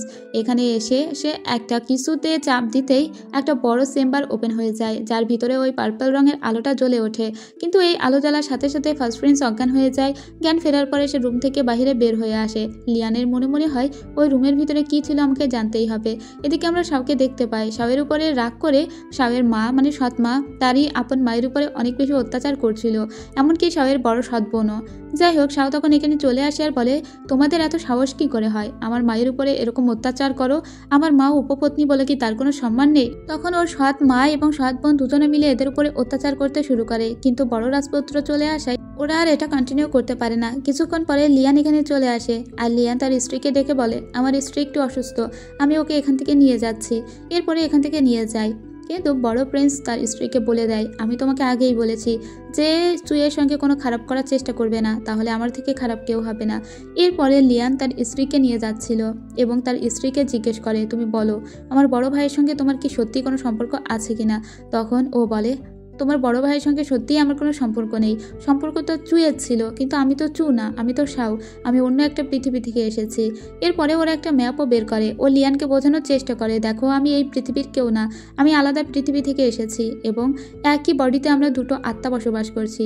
তুমি কি বুঝতে পারছো আমার কথা? লিয়ান তখন ওর কাছাকাছি এসে বলে, আমার তোমার কোনো কথার বোঝার দরকার নেই, তুমি আমার পাশে থাকলেই হবে, আর আমি চাই না তুমি আমাকে ছেড়ে কোথাও হারিয়ে যাও। এটা বলে ওকে কিস করতে থাকে। এরপরে আবার আমরা ফার্স্ট প্রিন্সকে দেখতে দেখতে পাই ফার্স্ট প্রিন্সের সঙ্গে সেই দুজন লোক দেখা করতে এসেছিল। ফার্স্ট প্রিন্স ওদের দুজনকে জানিয়ে দেয় যে চু ফ্যামিলিতে আছে সেই আত্মা দমনকারী গোলকটি। এরপরে আমরা আবার জিংসিংকে দেখতে পাই। জিংসিং তো শাওয়ের উপরে খুবই রেগেছিল, কারণ ওরা দুজনে আবার ইন্টিমেট হয়েছে। এদিকে আমরা দেখি চুয়ের বডিতে চুয়ের আত্মা ফিরে এসেছে। এরপরে আমরা এই দুইজন কালো মুখোশ পরা লোককেও দেখি। এরা কিন্তু ঠিকই চু ফ্যামিলিতে চলে এসেছে, আত্মা দমনকারী সেই সোলকেও দেখতে পেয়েছে, কিন্তু এটা সাধারণ কোনো মানুষ স্পর্শ করতে পারে না। ওরা তখন ওদের মাস্টারকে ডাকলে ওর মাস্টার বলে এটা তোমরা উদ্ধার করতে পারবে না, কিন্তু উদ্ধার করার চেষ্টা করো। এদিকে লিয়ান আবার শাওকে ডেকে পাঠিয়েছে ওর সঙ্গে নাস্তা করবে বলে, কিন্তু শাওয়ের বডিতে এখন তো চুয়ের আত্মা ছিল। যাই হোক, চু বলে আমার মন টন খুবই খারাপ এবং আমার শরীরটাও খুব খারাপ লাগছে, তাই আমি চলে যাচ্ছি। লিয়ান বলে কেন, গতকালকে ডোজটাকে একটু বেশি হয়ে গিয়েছে। এটা শাও শুনেই বুঝতে পারে যে গতকালও ওরা দুজন একসঙ্গে হয়েছে, তাই এবার চু খুব রেগে যায় আর বলে আমার বডিতে আমি এবার শাওকে আসতেই দিব না। শাও বারবার ওর কথার খেলাপ করেছে, তাই ও বড় একটা কম্বল পেঁচিয়ে এই গরমে বসে থাকে যাতে ওর দেহ থেকে শাওয়ের আত্মা একদম চলে যায়। কিন্তু চলে তো যায় না, বরং এক্ষুনি শাওয়ের আত্মা আবার ফিরে এসেছে। শাও বলে তোমার মিস আমাকে এত ঘৃণা করে, দাঁড়াও, আমিও ওর সঙ্গে কোনো সম্পর্ক রাখবো না। এদিকে আমরা ওই দুজন লোককে দেখতে পাই যারা আত্মা দমনকারী গোলকটিকে তো বের করতে পারছে না, তাই তারা আবারও ফার্স্ট প্রিন্সের কাছে আসে। এদিকে আমরা শাওকে দেখতে পাই শাও ঘুমিয়ে পড়বে না, কারণ ঘুমিয়ে পড়লেই ওদের আত্মা অদল বদল হয়ে যায়। শাও বলে আমাকে জেগে থাকতেই হবে, আমি চুকে এই বডিতে আর আসতেই দিব না, কারণ ও কথা রাখেনি আর আমিও কথা রাখবো না। এরপরে ওর কাছে একটা চিঠি আসে, এই চিঠিটা পাঠিয়েছে ফার্স্ট প্রিন্স। আসলে শাও মনে মনে একজন কার্পেন্টারকে খুঁজছে, ওই কার্পেন্টারকে যদি ও খুঁজে পায় তাহলে ওর ধারণা ও ওর পৃথিবীতে ফিরে যেতে পারবে, কিন্তু কার্পেন্টারের ঠিকানাও জানে না। আর ওই কার্পেন্টারের ঠিকানা বের করার জন্য ও চিঠি লিখেছিল ফার্স্ট প্রিন্সকে। যেহেতু ফার্স্ট প্রিন্স চুয়ের প্রতি একটু তো ফিলিংস আছে, আর এটাকেই কাজে লাগিয়েছে শাও। ও ফার্স্ট প্রিন্সকে বর্ণনা দিয়েছিল যে ওর একজন কার্পেন্টারের নাম্বার এবং বাড়ি খুঁজে বের করে দেওয়া লাগবে, তাই ফার্স্ট প্রিন্স অনেক সহজেই এবং অতি দ্রুত সেই কার্পেন্টারের বাড়ি কোথায়, বাড়ির নাম্বার কত সেটা বের করে দিয়েছে। সেই বাড়ির সামনে এসে পড়ে শাও আর বলে এখন আমাকে ভিতরে যেতে হবে, আমি যদি ওই কার্পেন্টারকে একবার খুঁজে পাই না তাহলে আমি আমার পৃথিবীতে ফিরে যেতে পারবো। কিন্তু ও ভিতরে গিয়ে দেখে এখানে কোনো কার্পেন্টার তো নেই, বরং এখানে ফার্স্ট প্রিন্স দাঁড়িয়ে আছে আর ফার্স্ট প্রিন্স ওকে ধোকা দিয়েছে। শাও তখন রেগে যায় আর বলে এখানে আসলে আদতেও কোনো কার্পেন্টার নেই, তাই না? তুমি আমাকে ধোকা দিয়েছো তোমার সঙ্গে দেখা করানোর জন্য। এদিকে লিয়ান ওদেরকে ফলো করতে করতে এখানে চলে এসেছে। ফার্স্ট প্রিন্স বলে তুমি তো লিয়ানকে বিয়েই করেছো আমাকে রাজা বানাতে, তাই না? শাও বলে মিথ্যা কথা, আমি তোমাকে ঘৃণা করি, একমাত্র লিয়ানকে ভালোবাসি, তোমার সঙ্গে তোমার মুখ দেখতে আমার রুচিতে বাঁধে। ফার্স্ট প্রিন্স তখন বলে এসব তুমি কি বলছো, তুমি কি পাগল হয়ে গিয়েছো? কিন্তু ওখান থেকে শাও তখন রেগে মেগে চলে আসে, কারণ শাও তো শাও, এ তো আর চু না। এরপরে এখান থেকে চলে আসতে গিয়েই দেখা যায় ওর দিকে আবারও কোন আততায়ী একটা ধনুক ছুড়ে দেয় আর ফার্স্ট প্রিন্স ওকে বাঁচিয়ে নেয়। সাথে সাথে লিয়ান এখানে চলে আসে, ফার্স্ট প্রিন্সকে দূরে সরিয়ে দিয়ে নিজের স্ত্রীকে কাছে টেনে নেয়। লিয়ান তখন ফার্স্ট প্রিন্সকে বলে আমার স্ত্রীর উপর অ্যাটাক হতে পারলো কি পারলো না তার আগেই তুমি এসে ওকে বাঁচিয়ে নিলে, তুমি কি জানতে নাকি যে আমার স্ত্রীর প্রতি কোনো একটা অ্যাটাক হতে পারে? আচ্ছা ঠিক আছে, আমি তোমাকে দোষারোপ করছি না, কিন্তু আমার স্ত্রীকে আমি দেখে রাখতে পারবো। এটা বলে লিয়ান ওর স্ত্রীকে নিয়ে এখান থেকে চলে যায়। কিন্তু ফার্স্ট প্রিন্সের মনে মনে সন্দেহ হয় যে এভাবে কে অ্যাটাক করতে পারে চুয়ের উপরে। আসলে চুয়ের উপরে অ্যাটাক করার লোকের অভাব নেই। আমরা একজন কালো কাপড় পরিহিতা মহিলাকে দেখতে পাই, যাকে দেখে অনেকটা ফার্স্ট প্রিন্সের বউয়ের মতোই লাগছিল, মানে শাওয়ের বড় বোনের মতো। সেই মনে হয় পাঠিয়েছিল শাওকে খুন করার জন্য। এরপরে আমরা আবার শাওকে দেখি ও গোসল করছিল বাড়িতে এসে। ঠিক তখনই লিয়ান এখানে চলে আসে। জিংসিং এর কাছ থেকে কিছু জিনিসপত্র নিয়ে ও নিজেই বাথরুমের ভিতরে চলে যায় এবং শাওকে পিছন থেকে গোসল করিয়ে দিতে লাগে। শাও বলে জিংসিং তুমি কোথায় ছিলে এতক্ষণ? আচ্ছা ঠিক আছে, আরো বেশি করে পানি ঢালো। ঠিক তখনই লিয়ান কথা বলে ওঠে, আর এতে শাও অবাক হয়ে চিৎকার করে বলে বেয়াদব ছেলে, তুমি আবার এখানে এসেছো? ওর তো গালিগালাজের অভাব ছিল না, মানে ওর স্বামীকে ও সব সময় গালির উপরেই রাখতো। যাই হোক, লিয়ান বলে কেন, আমি কি তোমার সঙ্গে গোসল করতে পারি না? ঠিক তখনই এখানে আরো একটা আততায়ীর আক্রমণ টের পায় লিয়ান আর শাওকে বাঁচিয়ে নেয়। এরপরে ও শাওকে বলে আমাদেরকে এখনই এখান থেকে পালাতে হবে, না হলে তোমার উপরে বারবার অ্যাসাসিনরা আক্রমণ করছে। আমি তোমাকে অনেক দূরে সুন্দর একটা জায়গায় নিয়ে যাব।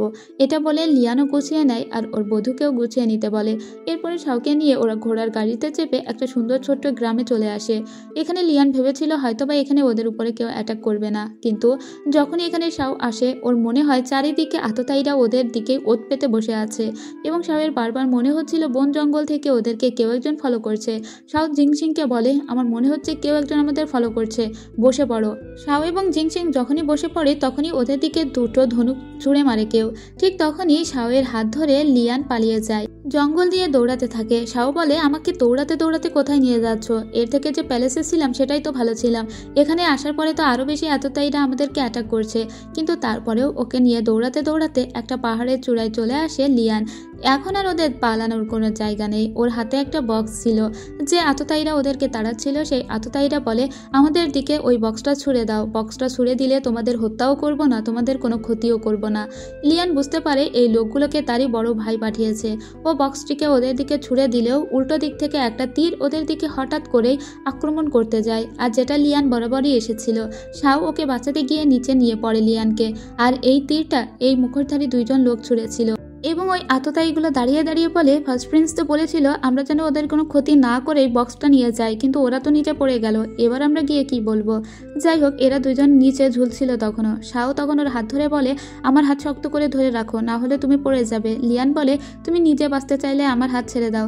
কিন্তু শাও বলে, আমি বাঁচবো তোমার সঙ্গে, মরবো তোমার সঙ্গে, তাছাড়া আমার তো এখনো তোমার কাছ থেকে ডিভোর্স পেপার নেওয়া বাকি আছে, তাই আমি তোমার হাত ছাড়বো না। তখন লিয়ান বলে, ঠিক আছে তাহলে চলো একসঙ্গেই মরি। এরপরে ওরা দুজনেই নিচে ঝাঁপ দিয়ে দেয়।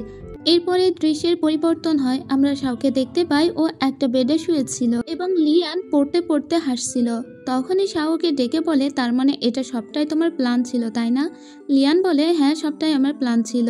আমি ওদেরকে বলেছিলাম যে ওই আত্মা দমনকারী গোলকটি আমার কাছেই আছে, কিন্তু এর জন্য তোমাকে একটু কষ্ট পেতে হয়েছে, তোমার পায়ে আঘাত পেয়েছো তুমি, কিন্তু ব্যাপার না, এটা একদম দ্রুত ঠিক হয়ে যাবে। এবং আমি জানতাম ওই পাহাড়ের নিচে একটা অনেক বড় জলাশয় থাকবে, আর সেজন্যই তো আমি তোমাকে নিয়ে ঝাঁপ দিয়েছিলাম। কিন্তু আমাদের সঙ্গে এরকমটা কে করতে পারে? নিশ্চয়ই আমার বড় ভাই।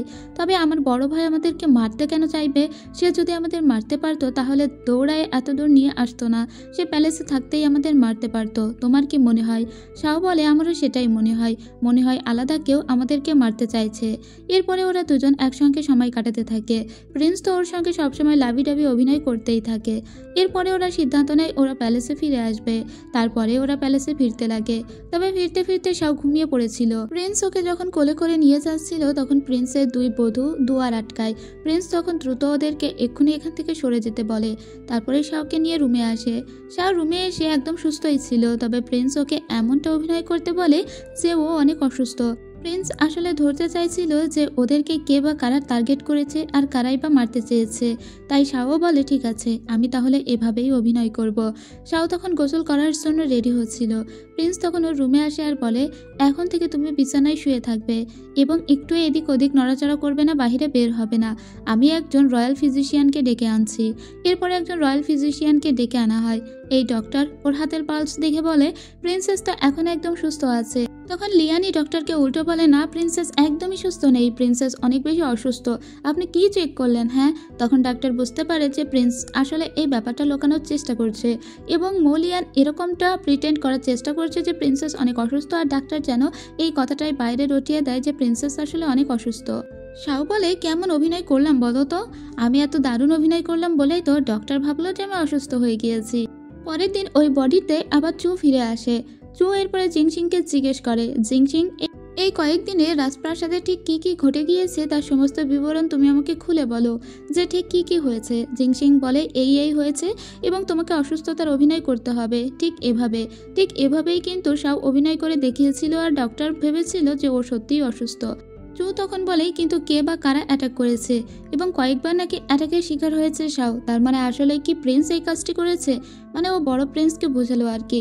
এরপরে আমরা বড় প্রিন্সকে দেখতে পাই, সে সেই দুইজন লোকের সঙ্গে কথা বলছিল। ও এদের সঙ্গে আর কাজ করতে চায় না, কিন্তু এই দুইজন লোক ওকে কোনোভাবেই ছাড়বে না। ও যখন এদের সঙ্গে সমস্ত সম্পর্ক ছিন্ন করে চলে যাচ্ছিল তখন ওখানকার একটা লোক এর উপরে একটা ট্যাটু করে দেয় এবং সেটা ছিল একটা ব্ল্যাক ম্যাজিক, আর ওর ভিতরে অনেকগুলো কালো শক্তি ঢুকিয়ে দেয়। এর পরের দৃশ্যে আমরা দেখতে পাই শাওয়ের বাবাকে ডেকেছিল রাজা।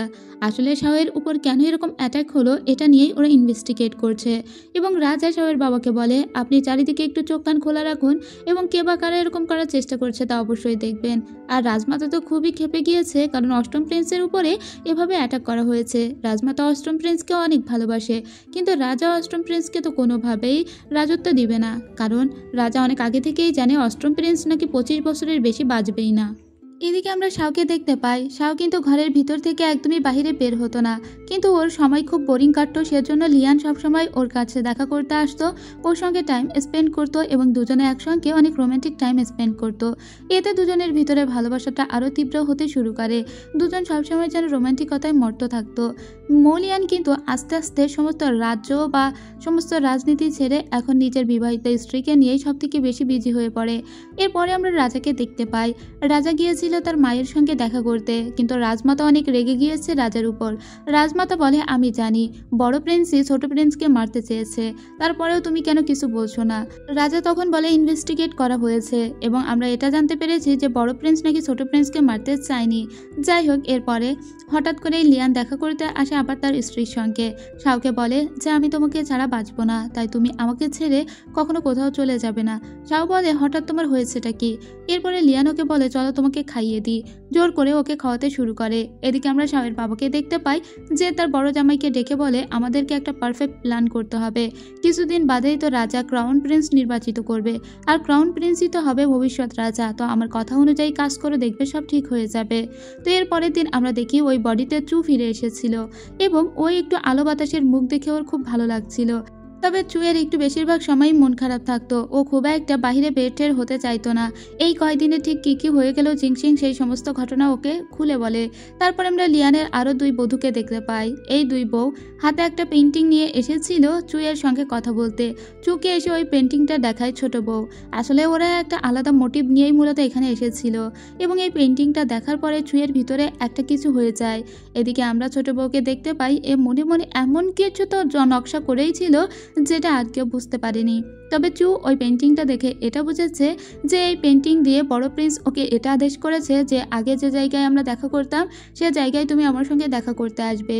চু তখন জিংসিংকে বলে বড় প্রিন্স নিশ্চয়ই এই পেন্টিংটা দিয়ে ওর সঙ্গে দেখা করার জন্যই আদেশ দিয়েছে আমাকে অবশ্যই ওর সঙ্গে দেখা করতে যেতে হবে।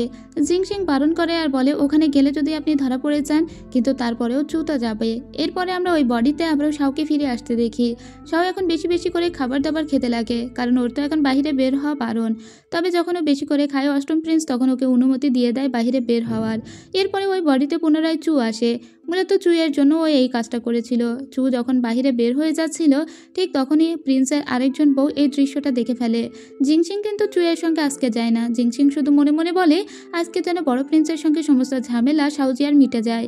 এদিকে আমরা দেখতে পাই রাজা তার 3 ছেলেকে ডেকে পাঠিয়েছে। 3 জনের জন্য আলাদা আলাদা পেয়ালায় চায়ের ব্যবস্থাও করেছে।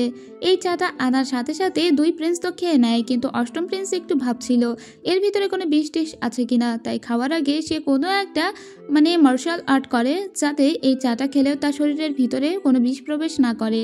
এদিকে আমরা চুকে দেখতে পাই। চুয়ের তো বড় প্রিন্সের সঙ্গে দেখা করতে যাওয়ার কথা ছিল, কিন্তু চু বুঝতে পারে যে রাস্তায় তাদের দেখা করার কথা সেই রাস্তায় তাকে নিয়ে যাওয়া হচ্ছে না, বরং অন্যদিকে নিয়ে যাওয়া হচ্ছে। চু বারবার পালকিটাকে থামতে বললেও আর থামে না।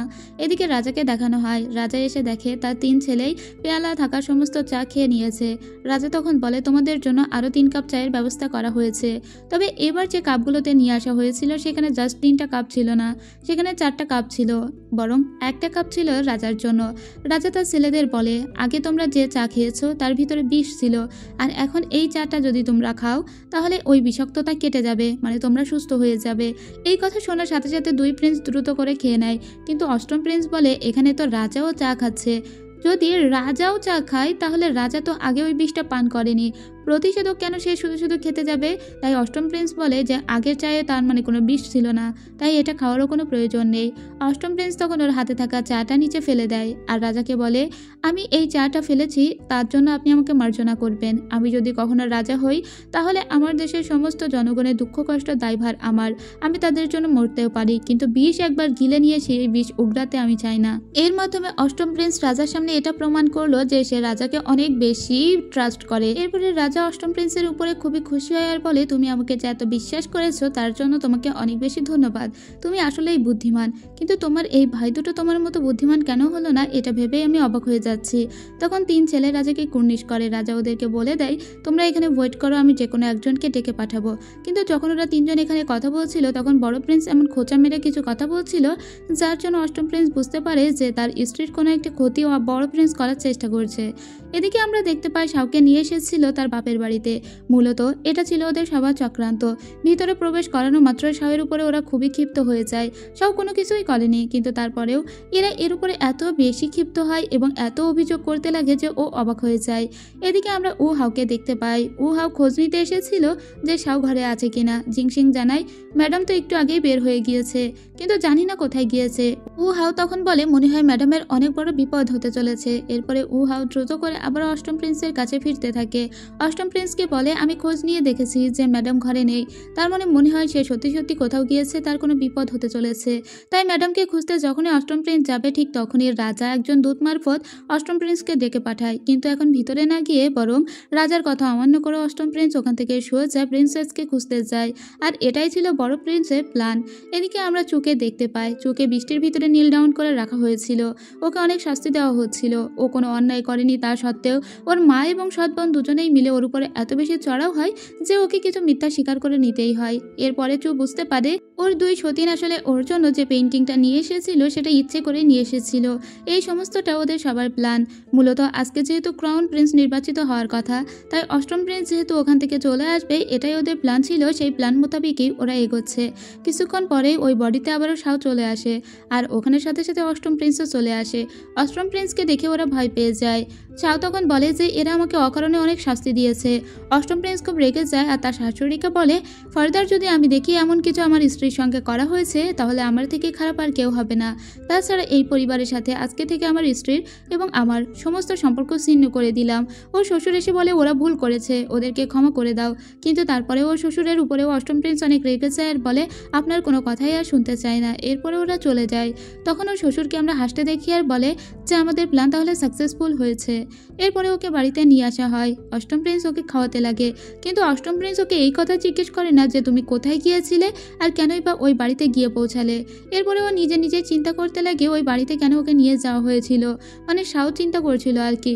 এরপরে শাও বুঝতে পারে যে আসলে বড় প্রিন্সের চাল এগুলো। এ কারণে অষ্টম প্রিন্স আজকে ক্রাউন প্রিন্স হতে পারলো না। যদি ওখান থেকে না চলে আসতো তাহলে অষ্টম প্রিন্স হয়তো বা ক্রাউন প্রিন্স হতেই পারতো। শাও তখন অষ্টম প্রিন্সকে বলে, আমার জন্য আজকে তুমি ক্রাউন প্রিন্স হতে পারলে না কেন? তুমি রাজার কথা না শুনে আমার ওখানে আমাকে খুঁজতে গিয়েছিলে। অষ্টম প্রিন্স তখন বলে, কারণ আমি তোমাকে অনেক ভালোবাসি এবং আমার কাছে তোমার সম্মান সব থেকে আগে। আমি চাই তুমি আমার সঙ্গে অনেক ভালোভাবে বেঁচে থাকো, আমরা দুজন ভালোবাসায় বেঁচে থাকবো। তাহলে আমার কোনো রাজ্য রাজনীতি কোনো কিছুরই প্রয়োজন নেই যদি তুমি আমার কাছে থাকো। তুমি কি আমাকে ভালোবাসো না? শাও তখন একটা মিথ্যা কথা বলে আর বলে যে না, আমি তোমাকে ভালোবাসি না। সাথে সাথেই দেখা যায় ওর শরীরের ভিতরে চু এর আত্মা চলে এসেছে এবং চু হঠাৎ করে ইমপ্রেস ফিল করে কারণ ওর সামনে এখন রাজকুমার বসে আছে। চু তখন বলে, আমার শরীরটা খুবই খারাপ লাগছে, আমি কি একটু বাইরে থেকে হেঁটে আসতে পারি? এটা বলে চু বাইরে চলে আসে। বাইরে এসে ওর খুব মন খারাপ হয় কারণ বড় প্রিন্সের আজকের ব্যবহারে ও সত্যিই খুব কষ্ট পেয়েছে। জিংসিং বলে, আপনি কি শাওজিয়া? তখন চু বলে, হ্যাঁ আমি। আজকে বলো তো জিংসিং, এই কাজটা কিভাবে করতে পারলো বড় প্রিন্স আমার সঙ্গে? একসময় তো ও আমাকে ভালোবাসতো, আমি ওকে ভালোবাসতাম, তারপরেও এরকম একটা কাজও কিভাবে করতে পারলো? কিন্তু আমি আর ওকে ভালোবাসি না। এই কথা বলার সাথে সাথে পুনরায় ওর শরীরে আবারও শাওয়ের আত্মা চলে আসে। এবার শাও বলে, কি হলো, আমি হঠাৎ করে এখানে কিভাবে চলে এলাম? এবার ওরা দুজনেই ইনভেস্টিগেট করতে শুরু করে যে আসলে আত্মা কখনো অদল বদল হয়। তখনই ওরা বুঝতে পারে যে যখনই ঘরের ভিতরে অষ্টম প্রিন্সকে শাও বলেছিল আমি আপনাকে ভালোবাসি না, তখনই ওর শরীরের ভিতরে চুয়ের আত্মা চলে এসেছিল। আবারও প্রথম দিনের কথা ভাবতে থাকে, যেদিন ও বাড়ি থেকে পালানোর চেষ্টা করছিল আর বলেছিল যে আমার বাড়ির লোকজন আমাকে বিক্রি করে দিতে চায়, সেদিনও ও নিচে পড়ে যায় এবং ওর আত্মা বদল হয়ে যায়। তারপরে যেদিন ওকে অনেক মারা হচ্ছিল এবং ও মিথ্যা স্বীকার করে নিয়েছিল, সেদিনও ওর শরীরের ভিতরে শাওয়ের আত্মা চলে এসেছিল।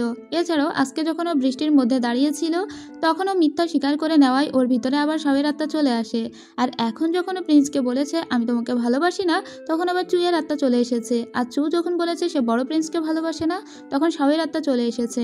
তার মানে মিথ্যা কথা বললেই ওদের আত্মার অদল বদল হয়। এটা খুব ভালোভাবেই শাও ধরে ফেলেছে। তাই শাও এখন একটা মিথ্যা কথা বলে আর বলে যে আমি কোনো টাকা পছন্দ করি না।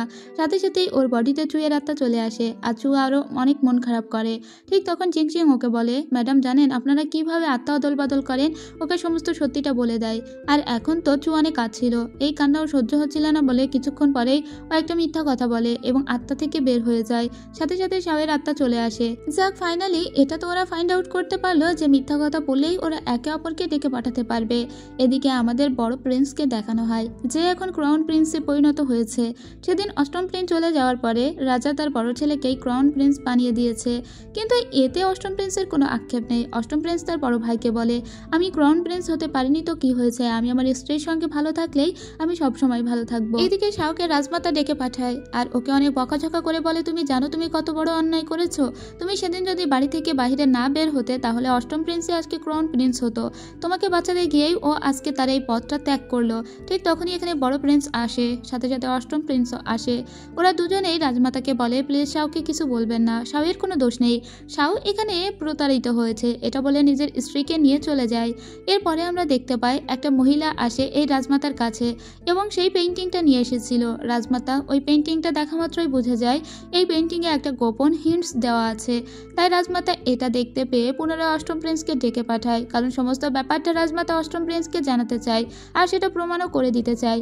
অষ্টম প্রিন্স তখন রাজমাতার সাথে দেখা করতে গেলে রাজমাতা বলে, তুমি জানো তোমার ওয়াইফ সেদিন কোথায় গিয়েছিল? সে মূলত বড় প্রিন্সের সঙ্গে দেখা করতে যেতেই চেয়েছিল। এখানে এই ছবিতে সেই হিন্টসটা দেওয়া আছে, তবে জানি না সে কিভাবে তার বাপের বাড়িতে পৌঁছে গেল। মনে হয় এটা বড় প্রিন্সের কোনো একটা চাল হবে। অষ্টম প্রিন্স এই কথাগুলো শুনে মনে মনে খুব কষ্ট পায় আর চলে আসে। পরের দিন সকালবেলা আবার চুয়ের বাড়িতে শাওয়ের আত্মা ফিরে এসেছে। ঘুম থেকে উঠে দেখে যে ওর ঘরের সামনে সেই পেইন্টিংটা ফেলানো, আর এই পেইন্টিংটা জিংসিং দেখা মাত্র শাওকে দেখার ফলে এই পেইন্টিংটা বড় প্রিন্স আবার কেন পাঠিয়েছে? আগের দিনে তো না খুব খারাপ ব্যবহার করলো শাওজিয়ার সাথে, আজকে আবার কেন পাঠালো? ওই পেইন্টিংটা শাওকে দেখায় আর সমস্তটা এক্সপ্লেন করে বলে, দেখো এই পাখিটা তুমি আর অন্য পাখিটা বড় প্রিন্স, এবং এটা দিয়ে বড় প্রিন্স তোমাকে এটা বুঝিয়েছে যে তার সঙ্গে দেখা করতে হবে। তো তুমি কি তার সঙ্গে দেখা করবে নাকি চুকে ডেকে পাঠাবে? শাও বলে, আমাকেই তার সঙ্গে দেখা করতে হবে, আমি এর একটা হেস্তনেস্ত করেই ছাড়বো কেন সে চুয়ের সঙ্গে এত খারাপ ব্যবহার করে। তো ও যখন বাসা থেকে বের হচ্ছিল অষ্টম প্রিন্স ওকে জিজ্ঞেস করে ও কোথায় যাচ্ছে, তখন ও মিথ্যা কথা বলে। শাও বলে যে আমি একটু দোকানে যাচ্ছি, এটা বলে ও বাহিরে বের হয়ে আসে। তারপরে যে জায়গার কথা ওই পেইন্টিংয়ে বলা ছিল ও সেখানে চলে আসে। এখানে আসার পরেও কাউকে দেখতে পায় না। কিছুক্ষণ পরেও অষ্টম প্রিন্সকে দেখতে পায়। অষ্টম প্রিন্সকে দেখেও বলে, তুমি এখানে? অষ্টম প্রিন্স বলে, কেন তুমি কি অবাক হয়েছো? আমাকে বোধহয় এখানে এক্সপেক্ট করনি, তাই না? এখানে কি বড় প্রিন্সকে এক্সপেক্ট করেছিলে? যাক, তোমার বাড়া ভাতে তাহলে আমি মনে হয় সাই দিয়ে দিলাম। ঠিক তখনই সমস্ত কিছু এক্সপ্লেন করতে শুরু করে শাওয়ার বলে, আমি একটা পেইন্টিং পেয়েছি, সেখানেই তো বলা আছে যে এখানে আসতে হবে, আর সেজন্য আমি এখানে এসেছি। তখনই প্রিন্স ওকে দেখায় আর বলে, এই সেই পেইন্টিং তাই না?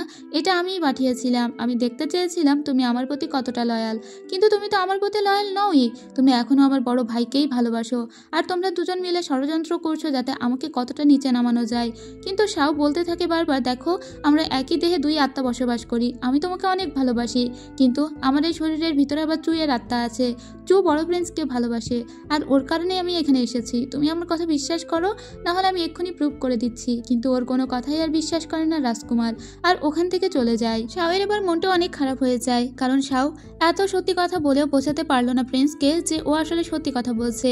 এদিকে প্রিন্স তার 14 ভাইয়ের সঙ্গে গল্প করছিল আর ওর মনের দুঃখের কথা শেয়ার করছিল।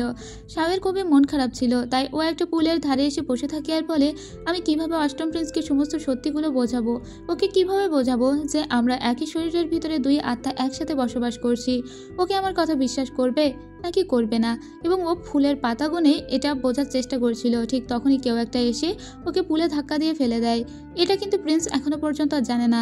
অনেকক্ষণ পরে জিংসিং যখন তার শাওজিয়াকে খুঁজতে আসে কোথাও খুঁজে পায় না, তখনই ও পুলের ভিতরে জামা কাপড় ভাসতে দেখে এবং জোরে জোরে ডাকতে থাকে শাওকে। তখনই কিছু লোকজন এসে শাওকে উপরে তোলে, ততক্ষণে শাও মারা গিয়েছে আর জিংসিং প্রচণ্ড কাঁদতে থাকে। ঠিক তখনই ওখানে অষ্টম প্রিন্স চলে আসে আর শাওকে বারবার ডাকতে থাকে আর বলতে থাকে, তোমার কিচ্ছু হবে না, আমি তোমার প্রত্যেকটা কথা বিশ্বাস করি। আমি জানি তুমি আমাকে ভালোবাসো, কিন্তু কোনো ডক্টর দিয়েই এখন তার স্ত্রীকে বাঁচানো আর সম্ভব হয় না। সমস্ত ডক্টরই হাল ছেড়ে দিয়েছে, আর সমস্ত ডক্টর বলছে যে অনেক আগেই পানির ভিতরে এই প্রিন্সেস মারা গিয়েছে। কিন্তু রাজকুমার এই কথা একদম বিশ্বাস করে না। রাজকুমার যখন রাজ্যের সমস্ত ডক্টরদের সঙ্গে রাগারাগি করছিল, ঠিক তখনই ওখানে একটা অনেক তাড়াহুড়ো করে লোক চলে আসে, যে লোকের নাম ছিল লু।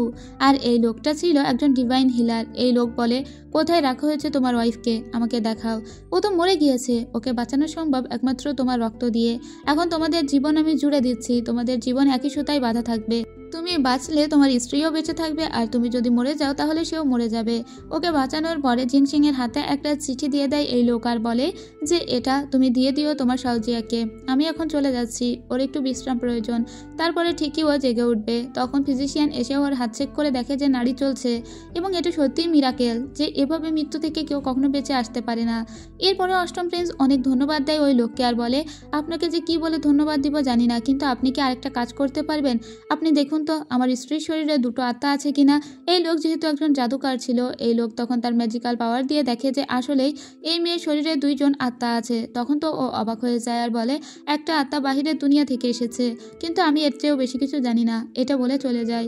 এবার প্রিন্সের বিশ্বাস হয় সেদিন আসলে তার স্ত্রী যে কথাগুলো বলেছিল তার সবই সত্যি। এরপরে প্রিন্স অনেক অসুস্থতা অনুভব করতে শুরু করে, কারণ তার লাইফের অর্ধেকটাই প্রায় দিয়ে দেওয়া হয়েছে তার স্ত্রীকে, কিন্তু এখনো শাওয়ের কোনো জ্ঞান ফেরেনি। এরপরে ও কল্পনা করতে থাকে শাও ওকে সত্যি একবার বাঁচানোর চেষ্টা করেছে, তার মানে শাও ওকে ভালোবাসে, আর চু অন্য কাউকে ভালোবাসে। ও খুঁজে বের করার চেষ্টা করে যে কে শাওকে মারার চেষ্টা করেছে। তারপরেও ও খুঁজে বের করে যে আসলে তার বড় বউ সেই মারার চেষ্টা করেছে শাওকে। আর এই বড় বউ শুধু একা না, এর পিছনে অন্য কোনো লোক তাকে প্রভোগ করেছে, কিন্তু বড় বউ সেটা স্বীকার করে না। তখনই বড় বউকে মৃত্যুদণ্ড দিয়ে দেয় রাজপুত্র, আর বলে এরকম বউয়ের কোনো দরকার নেই। এর কিছুদিন পরেই হঠাৎ করেই জ্ঞান ফিরে আসে শাওয়ের। জ্ঞান ফেরা মাত্র শাও জোরে জোরে বলতে থাকে, দেখো আমি কোনো মিথ্যা কথা বলিনি, সত্যি সত্যি এই শরীরে দুটো আত্মা আছে, আর আমি শুধু তোমাকেই ভালোবাসি। সাথে সাথে স্ত্রীকে জড়িয়ে ধরে রাজকুমার আর বলে, আমি তোমার প্রত্যেকটা কথাই বিশ্বাস করি। আসলে শাওকে মারার পিছনে হয়তো বড় প্রিন্সের স্ত্রীর হাত ছিল, সেই চাইছিল শাওকে দুনিয়া থেকে সরিয়ে দিতে। এদিকে রাজপুত্র এখন প্রিন্সেসকে খুবই মান্যগণ্য করে চলে, কারণ প্রিন্সেসের ভিতরে দুই আত্মা, কখন শাও আসছে আর কখন চু আছে এসব নিয়ে কিন্তু প্রিন্স আবার খুবই চিন্তায় ছিল যে কখন তার ভালোবাসার মানুষটি আবার এই দেহে ফিরে আসবে। এদিকে পরদিন সকালবেলা যখন শাওয়ের ঘুম ভাঙে, তখন ওর খুবই বিরক্ত লাগতে শুরু করে, কারণ বাড়িতে জোরে জোরে ঢাকঢোল পিটানো হচ্ছিল। প্রিন্সকে পুনরায় চতুর্থতম বিয়ে দেওয়া হচ্ছে, আর এই বিয়েটা ঠিক করেছে রাজমাতা। কেন সে আবারও বিয়ে করবে এই কথা শুনতে প্রিন্সের সঙ্গে দেখা করতে আসে শাও অনেক কান্নাকাটি করে বলে, তুমি জানো একটা মেয়ে কখনোই তার পাশে কয়েকটা সতীন সহ্য করতে পারে না, কিন্তু প্রিন্সকে তো রাজনীতির খাতিরে এই বিয়েটা করতেই হবে। তাই প্রিন্স কিছুদিন ওকে একটু দূরে থাকতে বলে। এরপরে শাও সোজা চলে আসে ওই লোকের কাছে যে লোকটা ওর জীবন বাঁচিয়েছে।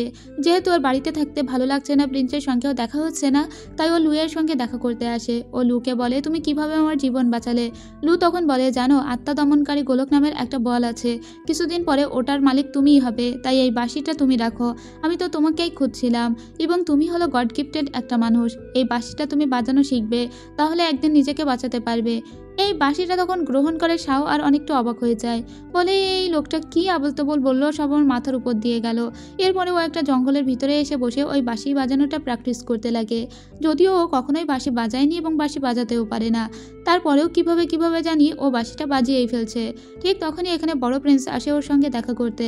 শাও তখন মনে মনে বলে, যেহেতু বড় প্রিন্স এখানে এসেছে, তাহলে আমার শরীরের ভিতরে চুয়ের আত্মাটা এনে দিই, ওদের দুজনের মুখোমুখি দেখা হোক, আর ওদের ভিতরে যা ঝগড়া ঝামেলা আছে বা ওরা যা করতে চায় সেটা মিটিয়ে ফেলুক। এরপরে শাও একটা মিথ্যা কথা বলে, আর ওর শরীরের ভিতরে চুয়ের আত্মা চলে আসে।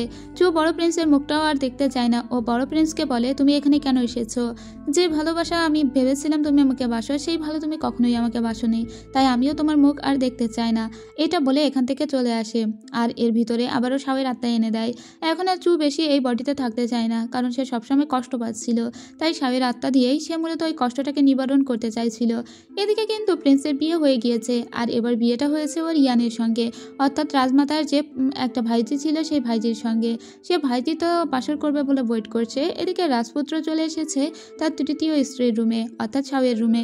শাও খুবই রেগে আছে, কিন্তু তখন শাওয়ের মাথায় একটা লাল কাপড় পরিয়ে দিয়ে রাজপুত্র বলে, আজকে তো আমি তোমাকে নতুন করে আবার বিয়ে করব আর একসঙ্গে আমাদের ফুলসজ্জার রাতটা স্পেন্ড করব। লিয়ান ওদিকে তার ছোট ভাইকে রেখে এসেছে তার নববিবাহিতা স্ত্রীর রুমে, কিন্তু ইয়ান যখনই এখানে 14 প্রিন্সকে দেখে তখন ও খুবই রেগে যায় আর ওকে লাথি মেরে ফেলে দিয়ে তার পরিচারিকাকে গিয়ে বলে যে এক্ষুনি তুমি অষ্টম প্রিন্সকে ডেকে নিয়ে আসো।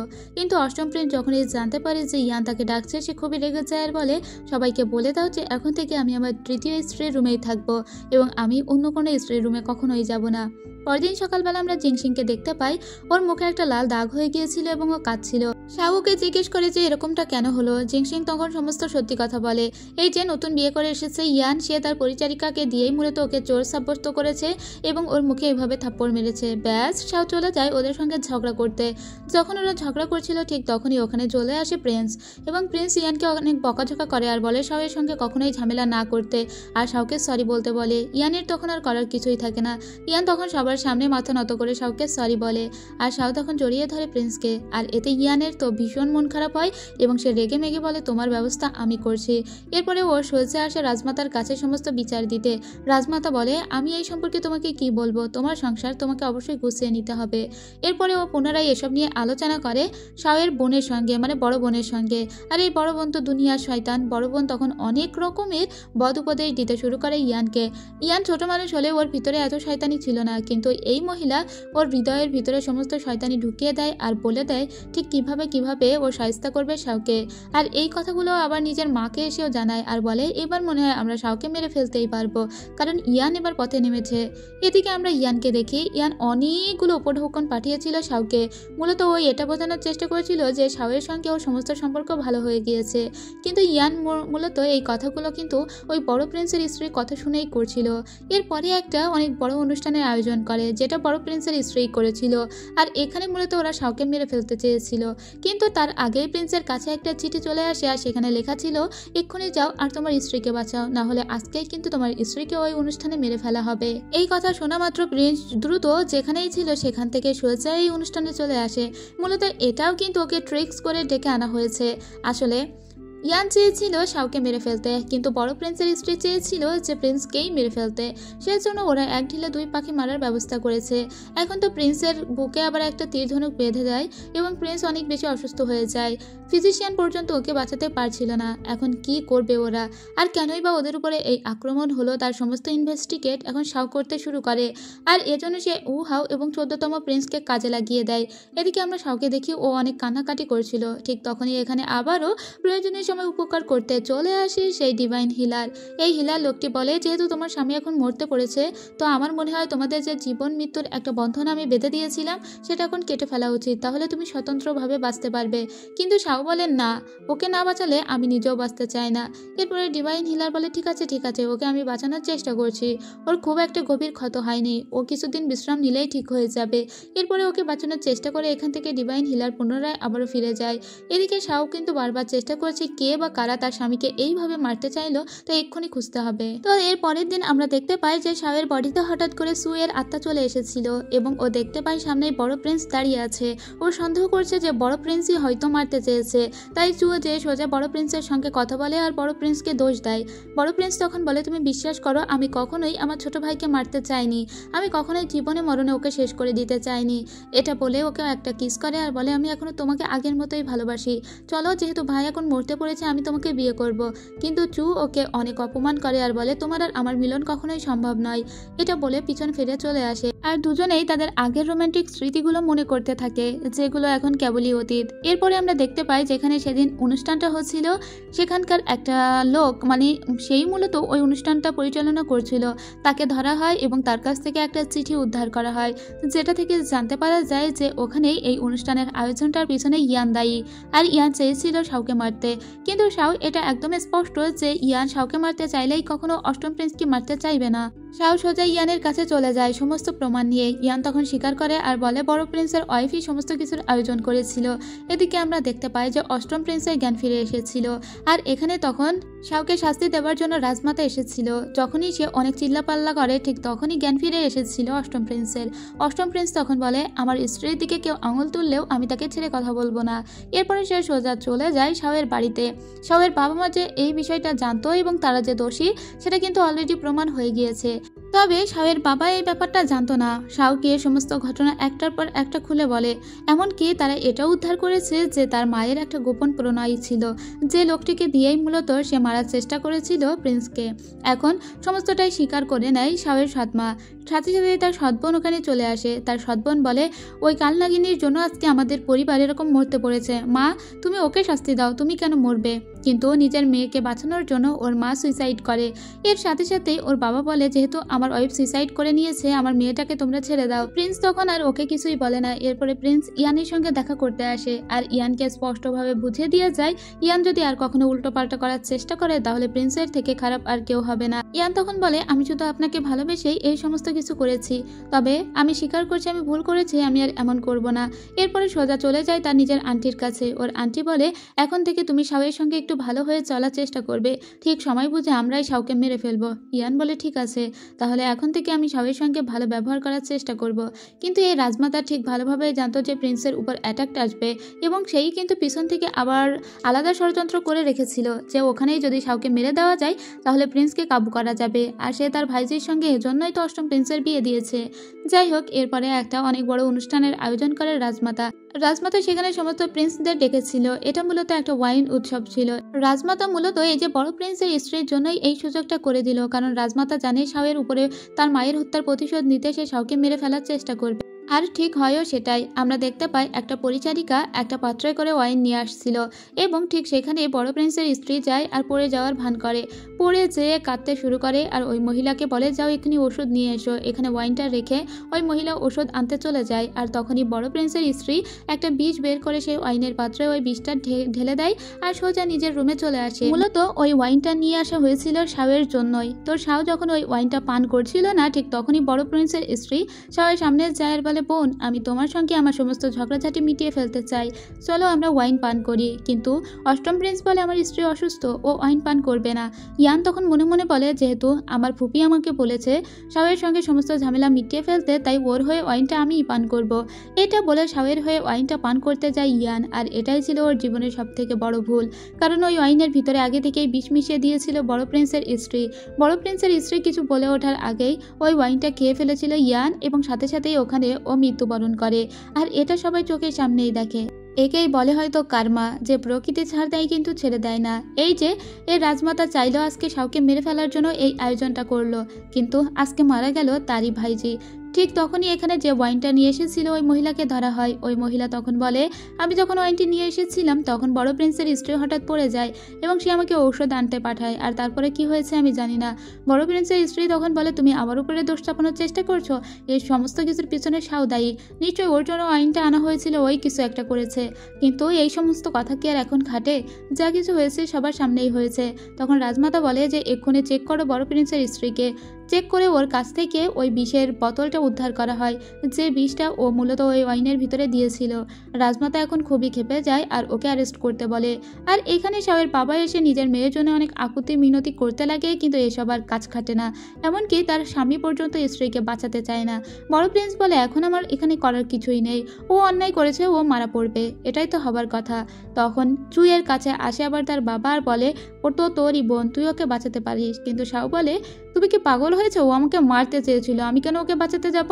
ওর বাবা তখন বলে যদি তুই তোর বড় বোনকে আজকে বাঁচিয়ে দিস তাহলে আমাদের পরিবারের যে গুরুত্বপূর্ণ সম্পত্তি আছে সেই সম্পত্তি তোকে দিয়ে দিব, যার নাম আত্মা দমনকারী গোলক। সাথে সাথে শাওয়ের মনে পড়ে যায় ওই লোকের কথা, মানে ওই লুয়ের কথা। লু বলেছিল একদিন আত্মা দমনকারী গোলকের মালিক তুমিই হবে।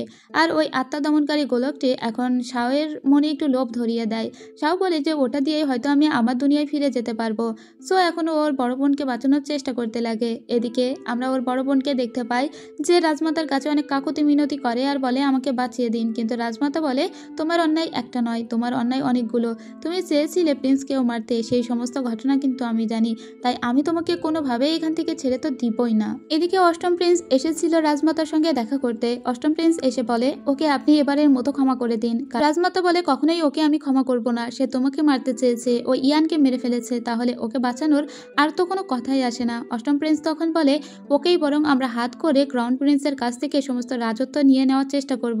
রাজমাতা তখন বলে কথাটা তুমি মন্দ বলনি, ঠিক আছে ওকে ছেড়ে দাও। তো এখন ওকে ছেড়ে দেওয়া হয়, কিন্তু কেন ওকে ছেড়ে দেওয়া হলো এই কথা যখন বড় প্রিন্সের স্ত্রী জানতে পারে তখন সে দৌড়ে নিচের বাড়ির দিকে যেতে লাগে, কারণ ও জানতে পেরেছে আত্মা দমনকারী গোলকের বিনিময়ে তার বাবা তার জীবনের ভিক্ষা চেয়েছে। এরপরে ওই আত্মা দমনকারী গোলকটি এদের হাতে তুলে দেওয়ার জন্য ওর বাবা আসে, ওদেরকে ডেকে নিজেদের বাড়িতে নিয়ে আসে। কিছুক্ষণ পরেই আত্মা দমনকারী গোলকটি খুলে যায়। তখন এখানে ওর বড় মেয়ে চলে আসে আর বলে যে আপনি কেন এটা ওদেরকে দিয়ে দিচ্ছেন, এটা তো আমাদের পরিবারের সবথেকে বড় সম্পত্তি, এটা আমি ওকে দিবই না। এটা বলে যখনই গোলকটাকে বড় প্রিন্সের স্ত্রী ধরতে যায় ঠিক তখনই সে অজ্ঞান হয়ে যায়। ওর বাবা বলে যে কেন তুমি এটা ধরতে পারলে না, আমার তো দুই মেয়ে, যে কোনো একটা মেয়েই হয়তো এই গোলকের মালিক হবে, তাহলে কে হবে গোলকের মালিক? যখন ওই গোলকটিকে স্পর্শ করেছিল শাও তখন গোলকটি ওকে ধাক্কা দেয়নি, তার মানে ওই গোলকের মালিক, মানে ওই গোলকটির মাত্র একজন মাস্টার থাকবে, গোলকটি তারই কথা শুনবে, আর সেটা হলো শাও। তো বুঝতেই পারছেন যে ওই গোলকটি এখন শাওয়ের কাছে ঠিক কতটা মূল্যবান। আর এই কথাটা উপর থেকে ওই মুখোশধারী দুইজন লোক শুনেও ফেলে। এরপরে ওরা ওই গোলকটিকে বাড়িতে নিয়ে আসে আর ভাবতে লাগে এটা দিয়ে করবেটা কি, ওদেরকে নিশ্চয়ই তাহলে ওই লুয়ের কাছে যেতে হবে, লু হয়তো এই গোলকটার ব্যাপারে অনেক কিছুই জানতে পারে। এদিকে আমরা বড় প্রিন্সকে দেখতে পাই, বড় প্রিন্সকে ওই মুখোশধারী দুইজন এসে আবার বলছিল গোলকটা যেভাবেই হোক ওদের দুজনের কাছ থেকে ছিনিয়ে নিতে, এবং সেটা কিভাবে করবে তা ওরা জানে না। কিন্তু বড় প্রিন্স বলে আমি আগেই বলেছি না আমি তোমাদের কথা আর শুনতে পারবো না। এদিকে আমরা এদের দুজনকে দেখতে পাই, ওরা লুইয়ের সঙ্গে দেখা করতে এসেছিল এবং ওরা লুকে এসে সমস্ত সত্যি কথা জানায়। লু বলে আমি জানি না ওই আত্মা দমনকারী গোলকটার আসলে কাজ কি, কিন্তু আমি জানি ওটার মালিক তুমিই হবে। ঠিক তখনই আমরা এখানে এদেরকে দেখতে পাই, মানে মুখোশধারী দুইজন লোককে দেখতে পাই। যখন অষ্টম প্রিন্স আর তার স্ত্রী এখান থেকে চলে যাচ্ছিল তখন ওরা প্রতিমধ্যে আক্রমণ করে, কিন্তু বড় প্রিন্স এসে বাঁচিয়ে নেয়। কিন্তু বড় প্রিন্স ওদেরকে কেন বাঁচালো এই কথা জিজ্ঞেস করতে ওই দুটো লোক আবার আড়ালে আসে। বড় প্রিন্স বলে আমি বলেছি না আমি শাওয়ের কোনো ক্ষতি হতে দিব না। এরপরেই আমরা দেখতে পাই যে ওদের যে সর্দার, মানে ওই মুখোশধারী লোকগুলোর যে সর্দার, সেই সর্দার কোনো একটা ব্ল্যাক ম্যাজিক করে আবারও এই বড় রাজপুত্রের উপর, এবং আগে থেকেই যে ট্যাটুটা করা ছিল তাতে আরও বেশি বিষ প্রয়োগ করতে শুরু করে। এরপরে দৃশ্যে আমরা দেখতে পাই যে বড় প্রিন্সের স্ত্রী সে অনেক অসুস্থ হয়ে পড়ে এবং সে নিজে আর বাঁচার কোনো আশাই দেখছে না। ওকে তখন শাও দেখতে যায়, শাও দেখতে আসায় ও বলে তুমি কি মজা নিতে এসেছো এখান থেকে এক্ষুনি চলে যাও। এর পরের দৃশ্যে আমরা আবার এই কালো লোকটিকে দেখতে পাই। এই লোকটি কিন্তু অলরেডি ভিলেন বানিয়েই ফেলেছে বড় প্রিন্সকে, কারণ বড় প্রিন্সের ভিতরে ওরা ডেমনিক পাওয়ার ঢুকিয়ে দিয়েছে। বড় প্রিন্সের এখন আর দুনিয়ার কোনো মোহ নেই, ও একমাত্র চায় সবার ক্ষতি করতে। তাই সোজা ওর রাজার সামনে যায় আর রাজমাতার সামনে যায় আর গিয়ে ওদেরকে ব্ল্যাকমেইল করতে শুরু করে অষ্টম প্রিন্সের বিরুদ্ধে। রাজা যখন এখান থেকে চলে যায় তখন ও রাজমাতাকে বলে জানো ওই আত্মা দমনকারীগুলো কি পারে একমাত্র অষ্টম প্রিন্সের জীবন বাঁচাতে। আমি শুনেছি বাবা বলেছিল যে অষ্টম প্রিন্স মাত্র 25 বছর বয়স পর্যন্ত বাঁচবে, কিন্তু আত্মা দমনকারী গোলক যে কারো জীবনের আয়ু অনেক বাড়িয়ে দিতে পারে। কিন্তু ওই গোলকের এখনকার মালিক তো শাও, যদি আমরা শাওকে মেরে ফেলি তাহলে ওই গোলক একজন নতুন মাস্টার খুঁজবে, আর যদি ওই মাস্টারটি অষ্টম প্রিন্স হতে পারে তাহলে তার জীবনের আয়ু বেড়ে যাবে। আর রাজমাতা কিন্তু অষ্টম প্রিন্সের সবসময় ভালো চাইতো, সে চায় যেভাবেই হোক অষ্টম প্রিন্স বেঁচে থাকুক। তাই সে শাওকে ডেকে পাঠায় আর বলে ওই গোলকটা এখন তোমাকেই মাস্টার মানে, কিন্তু তুমি যদি মরে যাও তাহলে সে নতুন মাস্টার খুঁজবে। আর তুমি কি জানো তোমার স্বামী মাত্র 25 বছর বয়স পর্যন্ত বাঁচবে, তার জীবনের আয়ু আর মাত্র কয়েকদিন আছে। তাই তুমি যদি মরে যাও তাহলে তার বাঁচার একটা চান্স থাকে। তো এখন দেখো ভালোবেসে নিজের স্বামীর জন্য তুমি নিজের জীবনটা উৎসর্গ করতে পারো কিনা। এই কথা শুনে তো অনেক কানাকাটি করতে লাগে অষ্টম প্রিন্সের স্ত্রী অর্থাৎ শাও। শাও বলে এটা আমি কখনোই বিশ্বাস করি না। তাই এই কথার সত্যতা যাচাই করতে সে রাজার কাছে অবধি চলে যায় এটা শুনতে যে সত্যি সত্যি রাজমাতা যা বললো তা সত্যি কিনা। আর রাজা ওকে বলে যে হ্যাঁ রাজমাতা যেটা বলেছে সেটা সত্যি। এজন্য শাও খুবই চিন্তায় থাকে ইদানিং, প্রিন্সের সঙ্গেও ভালো করে কথা বলে না। তো একদিন সে লুইয়ের কাছে চলে যায়, লুকে গিয়ে বলে আমার স্বামীর সাথে আমার যে লাইফ বন্ডিংটা ছিল ওই বন্ডিংটা তুমি কেটে দাও। তখন এই লোক বলে, আগে কখনোই তুমি বন্ডিং কাটাতে চাইতে না, আজকে কেন কাটাতে চাইলে? কিন্তু শাও অনেক রাগারাগি করায় ওই লোকটি তখন এমন প্রিটেন্ড করেছে সে বন্ধনটি কেটে দিয়েছে। এদিকে আমরা প্রিন্সকে দেখতে পাই। প্রিন্সও আন্দাজ করেছে যে শাও এমন কোনো কথা জানতে পেরেছে যার জন্য অন্যরকম আচরণ করছে। ঠিক তখন লু এসে আবার প্রিন্সকে জানায় সে বন্ধনটা পর্যন্ত কাটাতে তার কাছে গিয়েছিল। এরপরে অষ্টম প্রিন্স সোজা রাজার কাছে আসে আর জিজ্ঞেস করে যে সেদিন কেন শাও আপনার এখানে এসেছিল আর কি বা জিজ্ঞেস করেছিল। রাজা তখন একটা চিঠি দেয় অষ্টম প্রিন্সকে, আর সেখানকার লেখাটা পড়ে অষ্টম প্রিন্স একদম ভেঙে চলে যায়, কারণ তার দাদু আগে থেকেই ভবিষ্যৎবাণী করে গিয়েছে যে অষ্টম প্রিন্স মাত্র 25 বছর বয়স পর্যন্ত বাঁচবে, এর বেশি একটা দিনও বাঁচবে না। এটা শুনে অষ্টম প্রিন্সের খুব খারাপ লাগে আর বলে এর জন্যই হয়তো শাও ওরকম ব্যবহার করছে এবং সে নিজের জীবন দিয়ে আমাকে বাঁচানোর চেষ্টা করছে। এদিকে শাও চাইছে যেহেতু বডিটা ওর না, বডিটা চুয়ে, তো চুয়ের কাছ থেকেও তো একটা অনুমতি নিতে হবে যে সে নিজেকে শেষ করতে পারবে কি পারবে না। তখন ও চুকে ফিরিয়ে এনে দেয় ওর বডিতে। চু সেদিন প্রথম প্রিন্সের সঙ্গে দেখা করতে আসবার জন্য ওরা যেখানে আগে রোজ দেখা করতো সেখানে আসে। এখানে এসে দেখতে পায় যে বড় প্রিন্স দুইজনের সঙ্গে কথা বলছে আর বলছে যে শাওকে সে শুধু কাজে লাগিয়েছে, এখন যদি শাও মারাও যায় তারপরেও তার কিছুই করার নেই, কারণ তাকে গোলকটা পেতেই হবে। এই কথা শুনে তো চুয়ের খুব মন খারাপ হয়ে যায়। তাই চু শাওকে চিঠিতে জানিয়ে দেয় যে তুমি এখন চাইলে আমার এই দেহটাকে মেরেও ফেলতে পারো, কারণ এই জীবনের প্রতি আমার আর কোনো আশা আকাঙ্ক্ষা কিছুই নেই। তো এখন সিদ্ধান্ত নিয়েই নিয়েছে শাও, সে মারা যাবে। যেহেতু চুও সিদ্ধান্ত দিয়ে দিয়েছে তাই আর দেরি করার কোনো মানে হয় না। সে রাজমাতার কাছে ফিরে যায় আর বলে আমি আমার স্বামীর জন্য আমার নিজের জীবন দিয়ে দিতে পারি, কিন্তু এটা সত্যি তো আমি মারা গেলে ওই আত্মা দমনকারী গোলকের মাস্টার আমার স্বামী হবে? তখন রাজমাতা বলে অবশ্যই। রাজমাতা ওর জন্য একটা বিষাক্ত ওয়াইনের আয়োজন করে। শাও যখনই সেই ওয়াইনটা খেতে যাবে ঠিক তখনই ওয়াইনের কাপটা নিচে ফেলে দেয় অষ্টম প্রিন্স। অষ্টম প্রিন্স বলে এ কারণেই তুমি আমার থেকে পালিয়ে পালিয়ে বেড়াচ্ছিলে, আর রাজমাতার উপর অনেক ক্ষেপে যায়। ঠিক তখনই রাজা ওখানে চলে আসে, তার মাকে জিজ্ঞেস করে কেন সে এইসব করলো। রাজমাতা তখন বলে কারণ আত্মা দমনকারী গোলক ওকেই মাস্টার মানে, ও যদি মরে যায় তাহলে ও সেই গোলকটি অষ্টম প্রিন্সকে মাস্টার মানবে, তাহলে অষ্টম প্রিন্স বাঁচবে। কিন্তু রাজা বলে তুমি তো ভুল জানো মা, আত্মা দমনকারী গোলক সারা জীবনে মাত্র একজনকেই মাস্টার মানবে, সে মরে গেলেও তাকেই মাস্টার মানবে, বেঁচে থাকলেও তাকেই মাস্টার মানবে। এই কথাগুলো কি তুমি সাজিয়েছো নাকি তোমাকে অন্য কেউ বলেছে?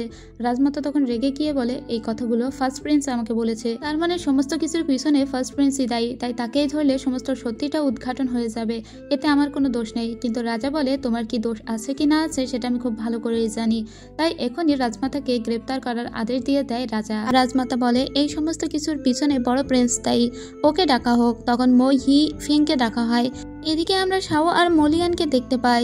লিয়ান ওকে টেনে নিয়ে ওর কটেজে যাচ্ছিল আর বলছিল তুমি আমাকে একা ছেড়ে কিভাবে মৃত্যুর কথা ভাবতে পারো। এটা বলে ওকে একটা কিস করে, কারণ মলিয়ান এটা বুঝে গিয়েছে যে শাও ওর ভালো চাইতে গিয়ে নিজে মৃত্যুবরণ পর্যন্ত করতে পারে। শাও তখন বলে আমি সত্যিই তোমাকে অনেক ভালোবাসি। ঠিক তখনই বড় প্রিন্স এখানে চলে আসে আর বলে তোমাদের পালানোর আর কোনো উপায় নেই, আজকে আমি তোমাদের এখান থেকে নিয়ে যাব এবং গড়াতে পুড়ে রাখবো। ঠিক তখনই নিজের ম্যাজিক্যাল ফ্লুটটা বের করে শাও বাজাতে শুরু করে, কারণ বড় প্রিন্স এখন পুরো ডেমন পর্যায়ে চলে গিয়েছিল। বড় প্রিন্স তখন পাগলের মতো করতে থাকে আর শাওকে বারবার বলতে থাকে যে এই বাঁশিটা বাজিও না। এখানে থাকা সমস্ত মানুষের কানের ভিতর দিয়ে এই সুরটা চলে গিয়ে তারা পাগলের মতো করছিল। কিন্তু বড় প্রিন্স কিছুক্ষণ পরেই এই বাঁশিটার সুরকে কন্ট্রোল করে নিয়ে ধরে ফেল শাওকে। এদিকে লু এসে কোনো রকমে লিয়ানকে ওখান থেকে নিয়ে পালিয়ে যায় এবং লিয়ান এখন অনেক অসুস্থ হয়ে পড়ায় লু ওর একটু চিকিৎসা করছিল। লু এটা বলে দেয় যে কিছুক্ষণের ভিতরেই ও ঠিক হয়ে যাবে। এরপরে ওরা সবাই মিলেই একটা যুক্তি করে যে কিভাবে এখন উদ্ধার করা যাবে শাওকে, কারণ শাও এখন প্রিন্সের উপরে আছে আর প্রিন্স কাউকে ধরে রাখলে তার কি হাল করবে তা ওরা বুঝতে পারছে। এদিকে আমরা শাওকে দেখতে পাই। শাও তখনও পর্যন্ত অজ্ঞান হয়ে জেলের ভিতরে পড়েছিল। কিছুক্ষণ পরেই শাওয়ের জ্ঞান ফিরে আসে। শাও বলে যে আমি কোথায় আছি, মলিয়ানের কি হয়েছে। এরপর আমরা লিয়ানকে দেখতে পাই। লিয়ানকে দেখা যায় ও একদল সৈন্য নিয়ে এসে তার বড় ভাইয়ের উপর অ্যাটাক করার চেষ্টা করে। যেহেতু তার স্ত্রীকে আটকে রাখা হয়েছে, তার মনে হয়েছে যুদ্ধকে দিয়েই মূলত যুদ্ধ প্রতিহত করা সম্ভব, আর তাই নিজেও সে ফাইট করতে শুরু করে। এদিকে আমরা বড় প্রিন্সকে দেখতে পাই। বড় প্রিন্স পুনরায় শাওয়ের সঙ্গে দেখা করতে এসেছিল। শাও তখন বলে তুমি আমাকে ছেড়ে দাও, এখানে কেন আটকে রেখেছো। বড় প্রিন্স ওর উপর খুব রেগে যায় আর বলে ওই আত্মা দমনকারী পাথরটা কোথায়, ওই পাথরটা আমাকে দিয়ে দাও। তখন শাও বলে একে অবশ্য ভালোবাসা দিয়ে যদি পটানো যায় সেটাই কাজ হবে। তাই শাও এখন মিষ্টি মিষ্টি করে কথা বলতে থাকে, কিন্তু এতেও বড় প্রিন্সের মন গলে না। সে পুনরায় তার গলা চেপে ধরে বলে, এখানে আমার সঙ্গে এখন নাটক করো না। এদিকে আমরা লুকে দেখতে পাই এবং ছোট প্রিন্সকেও দেখতে পাই। তো মোলিয়ান এখন তার স্ত্রীর খোঁজ করতেই মূলত এসেছিল, কিন্তু কোথাও ও খুঁজে পায় না শাওকে। এদিকে শাওয়ের বডিতে ঠিক সেই সময় চুয়ের আত্মা চলে এসেছিল। চু তখন বড় প্রিন্সকে বলতে শুরু করে, আমাদের কি দারুণ একটা প্রেমের সম্পর্ক ছিল, সেই দিনগুলোর কথা মনে পড়লে এখনও আমার কান্না পায়। তোমার কি কিছুই মনে নেই? তুমি কেন এই পর্যায়ে চলে এসেছো? আমি তো তোমাকে খুব ভালো একটা ছেলে ভেবেই ভালোবেসেছিলাম, আর তুমিও তো আমাকে ভালোবাসতে, তাহলে কেন আজকে এই দিন দেখতে হচ্ছে? তখনই যেন কেমন একটা হয়ে যায় প্রিন্সের ভিতর। বড় প্রিন্স ওকে জড়িয়ে ধরে বলে, দুনিয়ার আর কোনো কিছুর প্রয়োজন নেই আমার, আমি শুধু তোমাকে চাই, আমি তোমার সঙ্গে সংসার করতে চাই। ঠিক তখনই আমরা সেই ডেমন লর্ডকে দেখতে পাই। এই ডেমন লর্ড তখন আবারও শক্তি বিনিয়োগ করতে শুরু করে, যেই শক্তি মূলত ও একটা চিহ্নের মধ্য দিয়ে বড় প্রিন্সের ভিতরে পাঠাতো। বড় প্রিন্স এবার আরও জোরে গলা চেপে ধরে শাওয়ের, আর এতে শাওয়ের শরীর থেকে চুয়ের শরীর আলাদা হয়ে যায়, মানে ওরা দুটো আলাদা মানুষ হয়ে যায়। আর এখানেই এই প্রথমবারের মতো দুজনের দেখা হয়। এখানে চু অনেক বেশি ব্যথা পায় এবং অনেক আঘাত পাওয়ার কারণে কিছুক্ষণের ভিতরেই চু মারা যায়। তবে শাওকে বাঁচাতে গিয়েই মূলত চু মারা গিয়েছিল, আর চুকে নিজের হাতেই বড় প্রিন্স মেরে ফেলেছে। বড় প্রিন্স জানতেও পারে না যে সে একটা ডেমনের কারণে এভাবে নিজের ভালোবাসার মানুষটিকে মেরে ফেললো। ঠিক তখনই মোলিয়ান ওখানে চলে আসে আর শাওকে বলে, তুমি তো অন্তত ঠিক আছো। কিন্তু শাও জানায় যে চু মারা গিয়েছে। বড় প্রিন্স এর উপরেও চড়াও হয়। তবে মোলিয়ান বলে, ওই আত্মা দমনকারী পাথরটা আমি তোমাকে দিয়ে দিব, তাই আমাদের ছেড়ে দাও। তারপরে ওদের ছেড়ে দেওয়া হয়। ওরা বাহিরে চলে আসে এবং ওই পাথরটাও নিয়ে আসে। তখন বড় প্রিন্স বলে, আগে পাথরটা খুলে বের করো, না হলে কিন্তু তোমার স্ত্রীকে অক্ষত অবস্থায় ফিরে পাবে না। তখন আমরা একটা ফ্ল্যাশব্যাক দেখতে পাই। এখানে আমরা লুকে বলতে শুনি, যেভাবেই হোক বোকা বানাতে হবে বড় প্রিন্সকে, কারণ বড় প্রিন্সকে কোনো একটা ডেমন কন্ট্রোল করছে। আমরা যদি কোনো রকমের ওই ডেমনটাকে কন্ট্রোল করতে পারি তাহলে বড় প্রিন্স সুস্থ হয়ে যাবে। তাই তুমি ওই পাথরটা বড় প্রিন্সের কাছে নিয়ে যাবে। এর আগে আমি শনাক্ত করব সেই দুইজনকে, যে দুইজন মূলত কন্ট্রোল করার চেষ্টা করছে বড় প্রিন্সকে। তো লু সেই দুইজনকে কন্ট্রোল করতে আসে। এদিকে আমরা সেই আত্মদমনকারী পাথরটি দেখতে পাই। এই পাথরটি যখন বড় প্রিন্স দেখতে পায় তখন ও দ্রুত করে শাওকে বলে, এক্ষুনি বাঁশি বাজিয়ে ওই পাথরটিকে উপরে তোলো আর পাথরটিকে আমার কাছে দিয়ে দাও। ও তখন বাঁশি বাজাতে শুরু করে। বাঁশি বাজানোর সাথে সাথে বক্সের ভিতর থেকে ওই পাথরটা উপরে উঠতে শুরু করে। বড় প্রিন্স যখন হাত বাড়িয়ে পাথরটিকে নিতে যায়, দেখা যায় পাথরটি ওর কাছ থেকে সরে যায় আর পাথরটি আপনা আপনি চলে যায় শাওয়ের দিকে, আর সেটা শাওয়ের কপালে ঢুকে যায়। এতে সবাই অবাক হয়ে যায়, কারণ এই পাথরটা তার মাস্টারকে খুব ভালোভাবেই চেনে। এজন্য সে ওখানে তার মাস্টারের উপস্থিতি দেখে তার মাস্টারের কপালের ভিতরে ঢুকে যায়। বড় প্রিন্স এতে ভীষণ অবাক হয়ে যায়, কারণ শাও আস্তে আস্তে ম্যাজিক্যাল ওয়েতে উপরের দিকে উঠতে শুরু করে। এমনকি মোলিয়ান পর্যন্ত অনেক অবাক হয়ে গিয়েছিল। তারপরে যখন ও নিচে নামে তখন ওর নিচে নামার আঘাতেই উল্টে পড়ে যায় ওখানে বড় প্রিন্স। বড় প্রিন্স এবার মারাত্মক খেপে যায়। এদিকে লুকে দেখতে পায়। লু ওই দুজনের সঙ্গে তখন ফাইট করছিল আর এটা জানার চেষ্টা করছিল তাদের ডেমন লর্ড কোথায় আছে আর তাদের ডেমন লর্ড কিভাবেই বা ফার্স্ট প্রিন্সকে কন্ট্রোল করছে। তো এখানে এসে ও দেখতে পায় এবং এখানে যখনই তারা তাদের লর্ডকে ডাকার চেষ্টা করছিল তখনই লু ওই দুজনকে একদম কোপাঘাত করে দেয়। এদিকে আমরা বড় প্রিন্সকে দেখতে পাই। বড় প্রিন্স তো ইনজুর্ড হয়ে গিয়েছিল, তারপরেও ও এদের দুজনের উপর চড়াও হয়। শাওকে বাঁচাতে গিয়ে মোলিয়ান সামনে পড়ে যায় এবং মোলিয়ানকে অনেক ভয়ানকভাবে ইনজুর্ড করে ফেলে বড় প্রিন্স। এরপরে শাওকে যখনই মারতে যাবে ঠিক দেখা যায় ও আর শাওকে মারতে পারে না, কারণ কেউ যেন একটা পিছন থেকে প্রতিহত করার চেষ্টা করছিল, আর সেটা হলো লু। আর এভাবেই বড় প্রিন্সের সমস্ত শক্তি গায়েব হয়ে যায়, কারণ লু ওদিক থেকে ওর সমস্ত ডেমনিক পাওয়ারকে নষ্ট করে দেয়। এরপরে বড় প্রিন্স ওখানে পড়ে যায় আর তখন রাজা বাহিরে বের হয়ে আসে। রাজা যখন বাইরে বের হয়ে আসে তখন দেখা যায় তার ছেলে অলরেডি মরতে পড়েছে, কারণ ফার্স্ট প্রিন্সের শরীরের যে ডেমনিক পাওয়ার ছিল সেই পাওয়ার তার ভিতরের পাওয়ারকে অনেক বেশি নষ্ট করে দিয়েছে। ফার্স্ট প্রিন্স এখন শাওকে ডাকে আর বলে, আমি তোমার সঙ্গে ঘর করতে চেয়েছিলাম কিন্তু সেই সৌভাগ্য আমার হলো না, তুমি আমাকে মাফ করে দিও, এটা বলে আর মরে যায়। আর এতে সবাই অনেক কষ্ট পায়, কারণ ফার্স্ট প্রিন্স মানুষটা অতটাও খারাপ ছিল না। রাজা নিজেও জানতো যে ফার্স্ট প্রিন্স মোলিয়ানকে কতটা ভালোবাসতো এবং ছোট ভাই হিসেবে কতটা আদর করত। তবে নিয়তিতে যা লেখা থাকবে সেটা তো হবেই, তাই না? এরপরে মলিয়ানের নিজেরও অনেক মন খারাপ হয়, ওরা সবাই মন খারাপ করে বসেছিল। আর এদিকে শাওতো অনেক মন খারাপ করে, কারণ কোথা থেকে কি হয়ে গেল ও যেন কিচ্ছু বুঝতে পারছিল না। রাজা প্রচণ্ড মন খারাপ করে কিছুদিন সময় কাটায়। এদিকে রাজমাতা যখন জানতে পারে এইসব রাজনীতি, ষড়যন্ত্র ইত্যাদি ইত্যাদিতে সে কতখানি ডুবে গিয়েছিল আর জীবন থেকে সরে গিয়েছিল, তখন সবারই কষ্ট লাগে। এরপরে কিছুদিন কেটে যায়। শাও তখন প্রেগনেন্ট ছিল এবং আজকে ওর সন্তান জন্ম দেওয়ার দিন ছিল, তবে কোনোভাবেই ওর সন্তান ডেলিভারি হচ্ছিল না। সবাই মিলে এত চেষ্টা করছিল, কিন্তু শাওয়ের প্রচণ্ড কষ্ট হলেও এখনো পর্যন্ত সন্তান ডেলিভারি হচ্ছিল না। একটি মহিলা এসে বাইরে এই কথা জানায় অষ্টম প্রিন্সকে। ঠিক তখনই আমরা ওখানে লুকে দেখতে পাই। লু দ্রুত করে এই রুমের ভিতরে চলে আসে এবং কিছু একটা ম্যাজিক করে দেয় আর বলে দেয় এবার খুব দ্রুতই ওর সন্তান হবে, ওকে আর বেশি কষ্ট করতে হবে না। যেহেতু ওর শরীরের ভিতরে ওই আত্মা দমনকারী পাথরটি আছে, তার জন্য ওর এত কষ্ট হচ্ছিল। এরপরে ওদের ফুটফুটে একটা ছেলে সন্তানের জন্ম হয়। ওই ছেলেটিকে কোলে করে নিয়ে সোজা শাওয়ের কাছে চলে আসে অষ্টম প্রিন্স। শাওয়ের তো খুবই ভালো লাগে, এতক্ষণ যা কষ্ট হয়েছিল এবার এক মুহূর্তে নিমেষ হয়ে গেল। এদিকে লু আবার অষ্টম প্রিন্সকে জানায় যে শাও তার ছেলেকে কখনোই ছুতে পারবে না, মানুষ করতে পারবে না, কারণ শাওয়ের শরীরে ওই জাদুই পাথরটি আছে। ওই পাথরের শক্তি অনেক বেশি আর ওটা তার ছেলেকে হয়তো আঘাত করতে পারে, তাই শাও চাইলেও তার ছেলেকে নিজে হাতে বড় করতে পারবে না, আদর করতে পারবে না। এই কথা শুনে শাওয়ের খুবই কষ্ট হয়। শাও অনেক কান্নাকাটি করে। শাওকে তখন অষ্টম প্রিন্স এসে বোঝায় আমি তো আছি। শাওয়ের মারাত্মক কষ্ট লাগলেও করার আর কিছুই থাকে না। ও আর অষ্টম প্রিন্স দুজনে অনেক কাঁদতে থাকে আর ওদের ছেলেকে রাজার কাছে পাঠিয়ে দেওয়া হয়। একদিন রাতে অনেক বেশি ঝড় হচ্ছিল আর সেই রাতে হঠাৎ করে দেখা যায় যে ঘরের ভিতর থেকে গায়েব হয়ে গিয়েছে অষ্টম প্রিন্স এবং শাও। তবে তারা কোথায় এসে পড়েছে? তারা এসে পড়েছে একটা ম্যাজিক্যাল দুনিয়ায়। এটা হলো আত্মাদের দুনিয়া। এই দুনিয়ায় দুইটা সূর্য ওঠে। এই দুনিয়াতে ওরা এসে অবাক হয়ে বলে এটা আমরা কোথায় এসেছি। কিছুক্ষণ পরে ওরা কিছু মানুষের দেখা পায়। এখানে এসে দেখতে পায় কিছু মানুষ একটা জায়গাকে পাহারা দিচ্ছে। ওরা ভিতরে ঢুকতে চাইলে ওই লোক দুইজন বলে তোমাদেরকে সাইন দিতে হবে, তোমরা বাহিরের দুনিয়া থেকে আসলে তোমাদের এর ভিতরে ঢুকতে দেওয়া যাবে না। তখন ওরা দুজনেই হাতের সাইন দেয়, কিন্তু যখন শাও সাইন দেয় ঠিক তখনই দেখা যায় পাথরটি নড়তে শুরু করে। তখন আমরা বুঝতে পারি যে এখানে শাওয়ের বিশেষ কোনো একটা কিছু তো আছেই এবং এই পাথরটি তখন ওই ডেমন লর্ডকেও জাগিয়ে দিয়েছিল। এর পরের দৃশ্যে আমরা দেখতে পাই এখানে অন্য একটা ট্রাইব, যেখানে আবার কিন্তু ওই লুও চলে এসেছিল। এটা মূলত চু ট্রাইব আর এই সম্প্রদায় সবসময়ই ওই ডেমন লর্ডকে পাহারা দিয়ে রেখেছে, যাতে ডেমন লর্ড কখনো বাহিরে বের হয়ে না আসে আর পৃথিবীর ক্ষতি করতে না পারে। আর এই চু ট্রাইবের একজন সদস্য হলো আমাদের এই লু, যে পৃথিবীতে ডিভাইন হিলার হিসেবে ছিল। যাই হোক, অন্যদিকে আমরা ওদেরকে দেখতে পাই কিছুক্ষণের ভিতরেই কিছু কালো কাপড় পরুয়া লোকজন এসে ওদের দুজনের উপরে আক্রমণ করে। তখনই ম্যাজিক্যাল ফ্লুটটা বের করে বাজাতে শুরু করে শাও।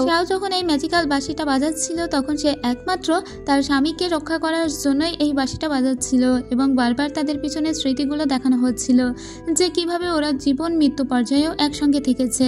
তবে শাও এই বাঁশি বাজাতে বাজাতে অনেক বেশি অসুস্থ হয়ে যায়, ইনজুর্ড হয়ে ও ওখানে অজ্ঞান হয়ে যায়। ঠিক সেই সময় আমরা দেখতে পাই ফার্স্ট প্রিন্সের মতো কাউকে। তবে এটা ফার্স্ট প্রিন্স ছিল না, এটা ছিল এই স্পিরিটল্যান্ডের মানে আত্মাদের দুনিয়ার একজন লিডার। সে হলো মৌ লিডার। এটা মূলত কে বলুন তো? এটা হচ্ছে মলিয়ানের দাদু। এই দাদু মূলত মলিয়ানকে এখান থেকে খুঁজে পায়। মলিয়ান তখন ওই লোকটিকে বলে দাদু তুমি এখনো বেঁচে আছো। তখন ওর দাদু ওকে অজ্ঞান করে নিয়ে ওখান থেকে চলে আসে।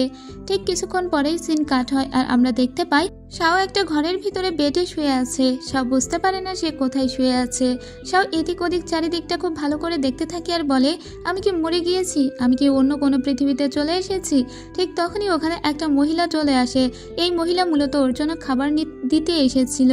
ও মহিলাটিকে অনেক কথাই জিজ্ঞেস করে এবং জানার চেষ্টা করে যে এখানে আসলে সে আসলোটা কিভাবে, কিন্তু এই মহিলা একটা কথাও বলে না।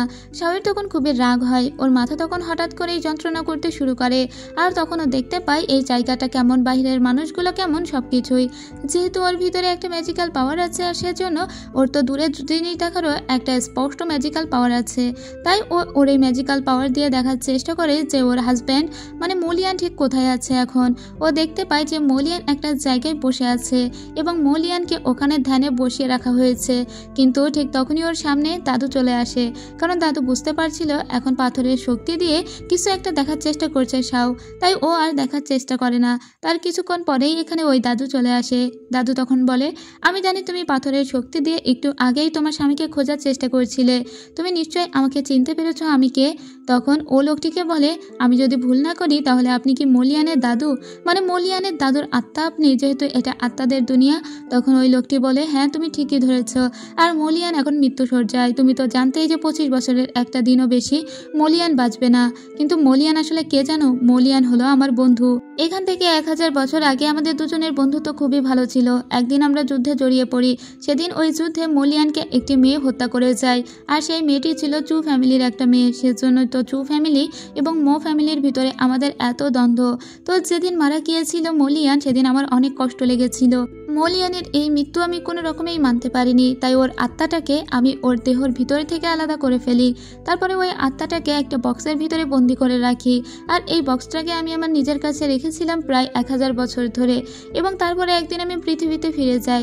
ওখানে গিয়ে আমি একজন গ্রেট রাজা হয়ে যাই, আর এই বক্সটিকে সবসময় আমার কাছে রাখতাম। যেভাবেই হোক, যে কারো শরীরের ভিতরে আমি যদি এই আত্মাটাকে ঢুকিয়ে দিতে পারি, তাহলে আমার বন্ধুর আত্মার বেঁচে থাকার মনে হয় একটা সম্ভাবনা থাকবে। কিন্তু আমি কাউকে খুঁজে পাচ্ছিলাম না। তারপরে আমার ওখানে সংসার হয়।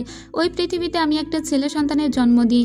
আমার ছেলে বড় হয়ে যায়, তারপরে সে 3টা ছেলে সন্তানের জন্ম দেয়। যেদিন মলিয়ানের জন্ম হয়, সেদিন আমি বুঝতে পারি আমার বন্ধুর আত্মা মলিয়ানের শরীরের সাথে একেবারে পারফেক্টভাবে মিলে যায়। তাই আমি আমার বন্ধুর আত্মা আমার গ্র্যান্ডসন অর্থাৎ মলিয়ানের শরীরের ভিতরে দিয়ে দিয়েছিলাম। অর্থাৎ মলিয়ানের যে আসল আত্মা, সেটাকে দমন করে রাখা হয়েছিল, এবং মলিয়ান যে আমার বন্ধুর আত্মা, সেই আত্মাটি আমি ওই বাচ্চার শরীরে দিয়ে দিই, আর সেভাবেই মলিয়ান বড় হয়ে ওঠে। অর্থাৎ তুমি যাকে তোমার স্বামী বলে মনে করো, সে কিন্তু আসল মলিয়ান নয়, বরং সে এই পৃথিবীর আমার বন্ধু মলিয়ান। এটা শুনে ভীষণই অবাক হয়ে যায় শাওয়ার। বলে, সে যাই হোক, আমি শুধু জানি মলিয়ান আমার আর সে আমার হাজব্যান্ড। ঠিক তখনই আমরা লুকে দেখি। এখান থেকে যখন মলিয়ানের দাদু চলে যায়, লু দেখা করতে আসে তখন শাওয়ের সঙ্গে। শাও তখন বলে যে কিভাবে আমি মলিয়ানকে বাঁচাবো। তখন লু ওকে একটা পেপার দেয় আর বলে, এটাকে রপ্ত করো। কিন্তু লু তখন ধরা পড়ে যায় আবার মলিয়ানের দাদুর কাছে। যাই হোক, লু যখন এখান থেকে চলে যায়, তখন ওকে ফলো করতে করতে শাও ওর পিছু পিছু এখান থেকে চলে যায়। এখান থেকে লু কোনো রকমে পালিয়ে তো যায়, কিন্তু শাওকে কোথাও খুঁজে পাওয়া যাচ্ছিল না, কারণ শাওয়ের হাতে একটা কাগজ দেওয়া হয়েছিল, যেটা ছিল মূলত একটা ম্যাপ।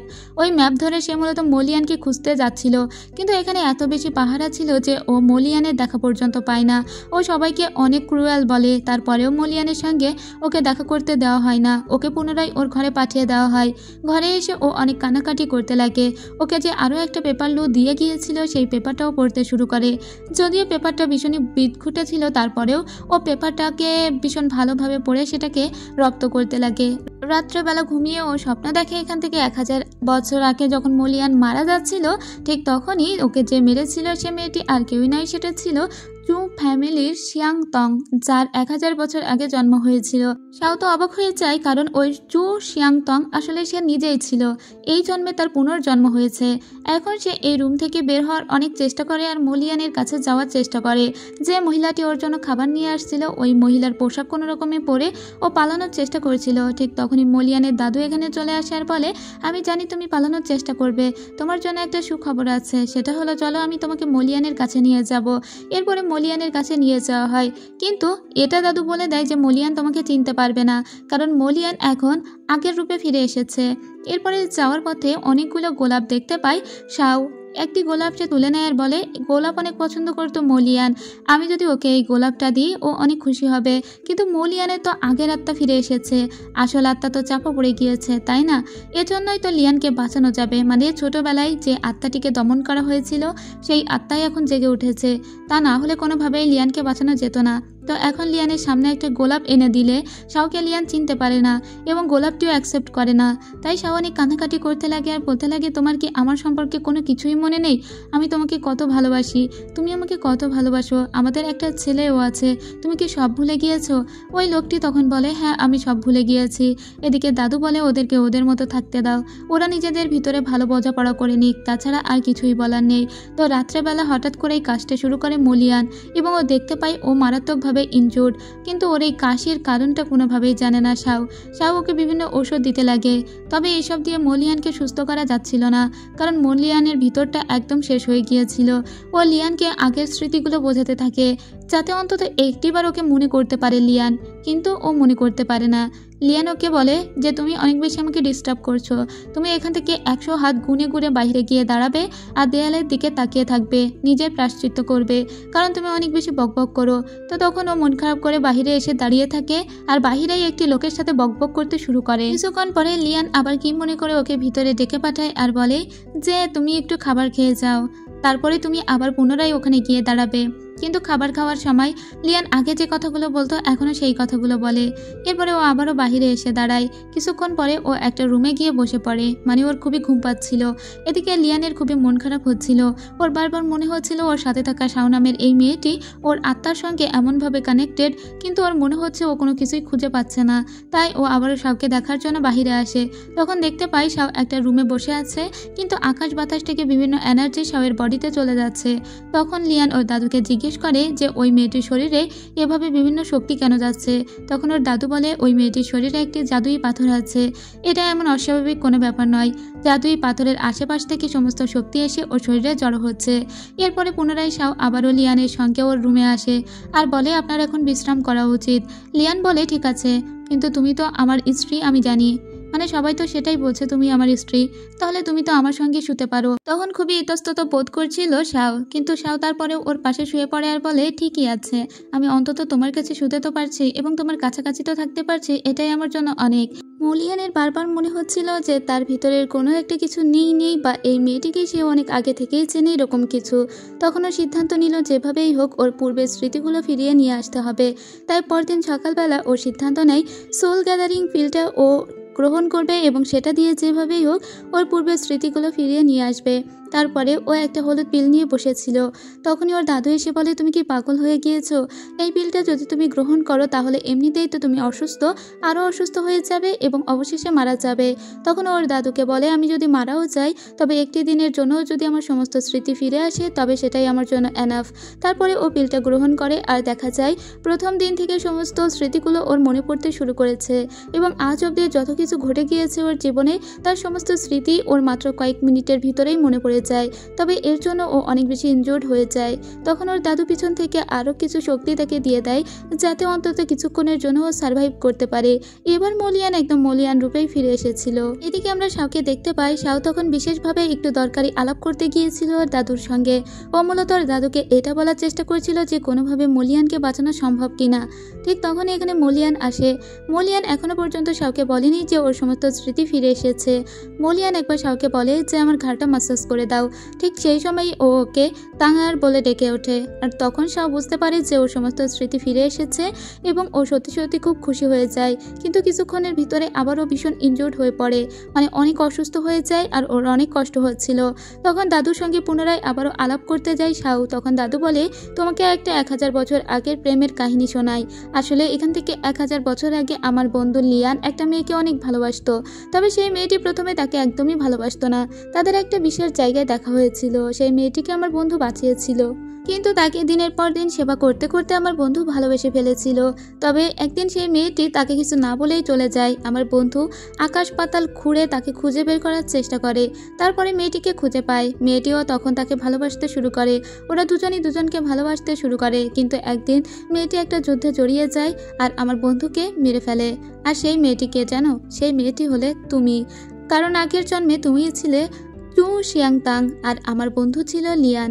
তোমাদের আবারও আলাদা আলাদা দুনিয়ায় জন্ম হয়েছে, কারণ আগের দুনিয়ায় তুমি একটা পাপ করেছিলে, সেজন্য এই দুনিয়ায় তোমার জন্ম হয়নি, বরং তোমার মডার্ন ওয়ার্ল্ডে জন্ম হয়েছে এবং তুমি তোমার পাপের শাস্তি স্বরূপ যেভাবেই হোক এই দুনিয়াতে চলে এসেছো।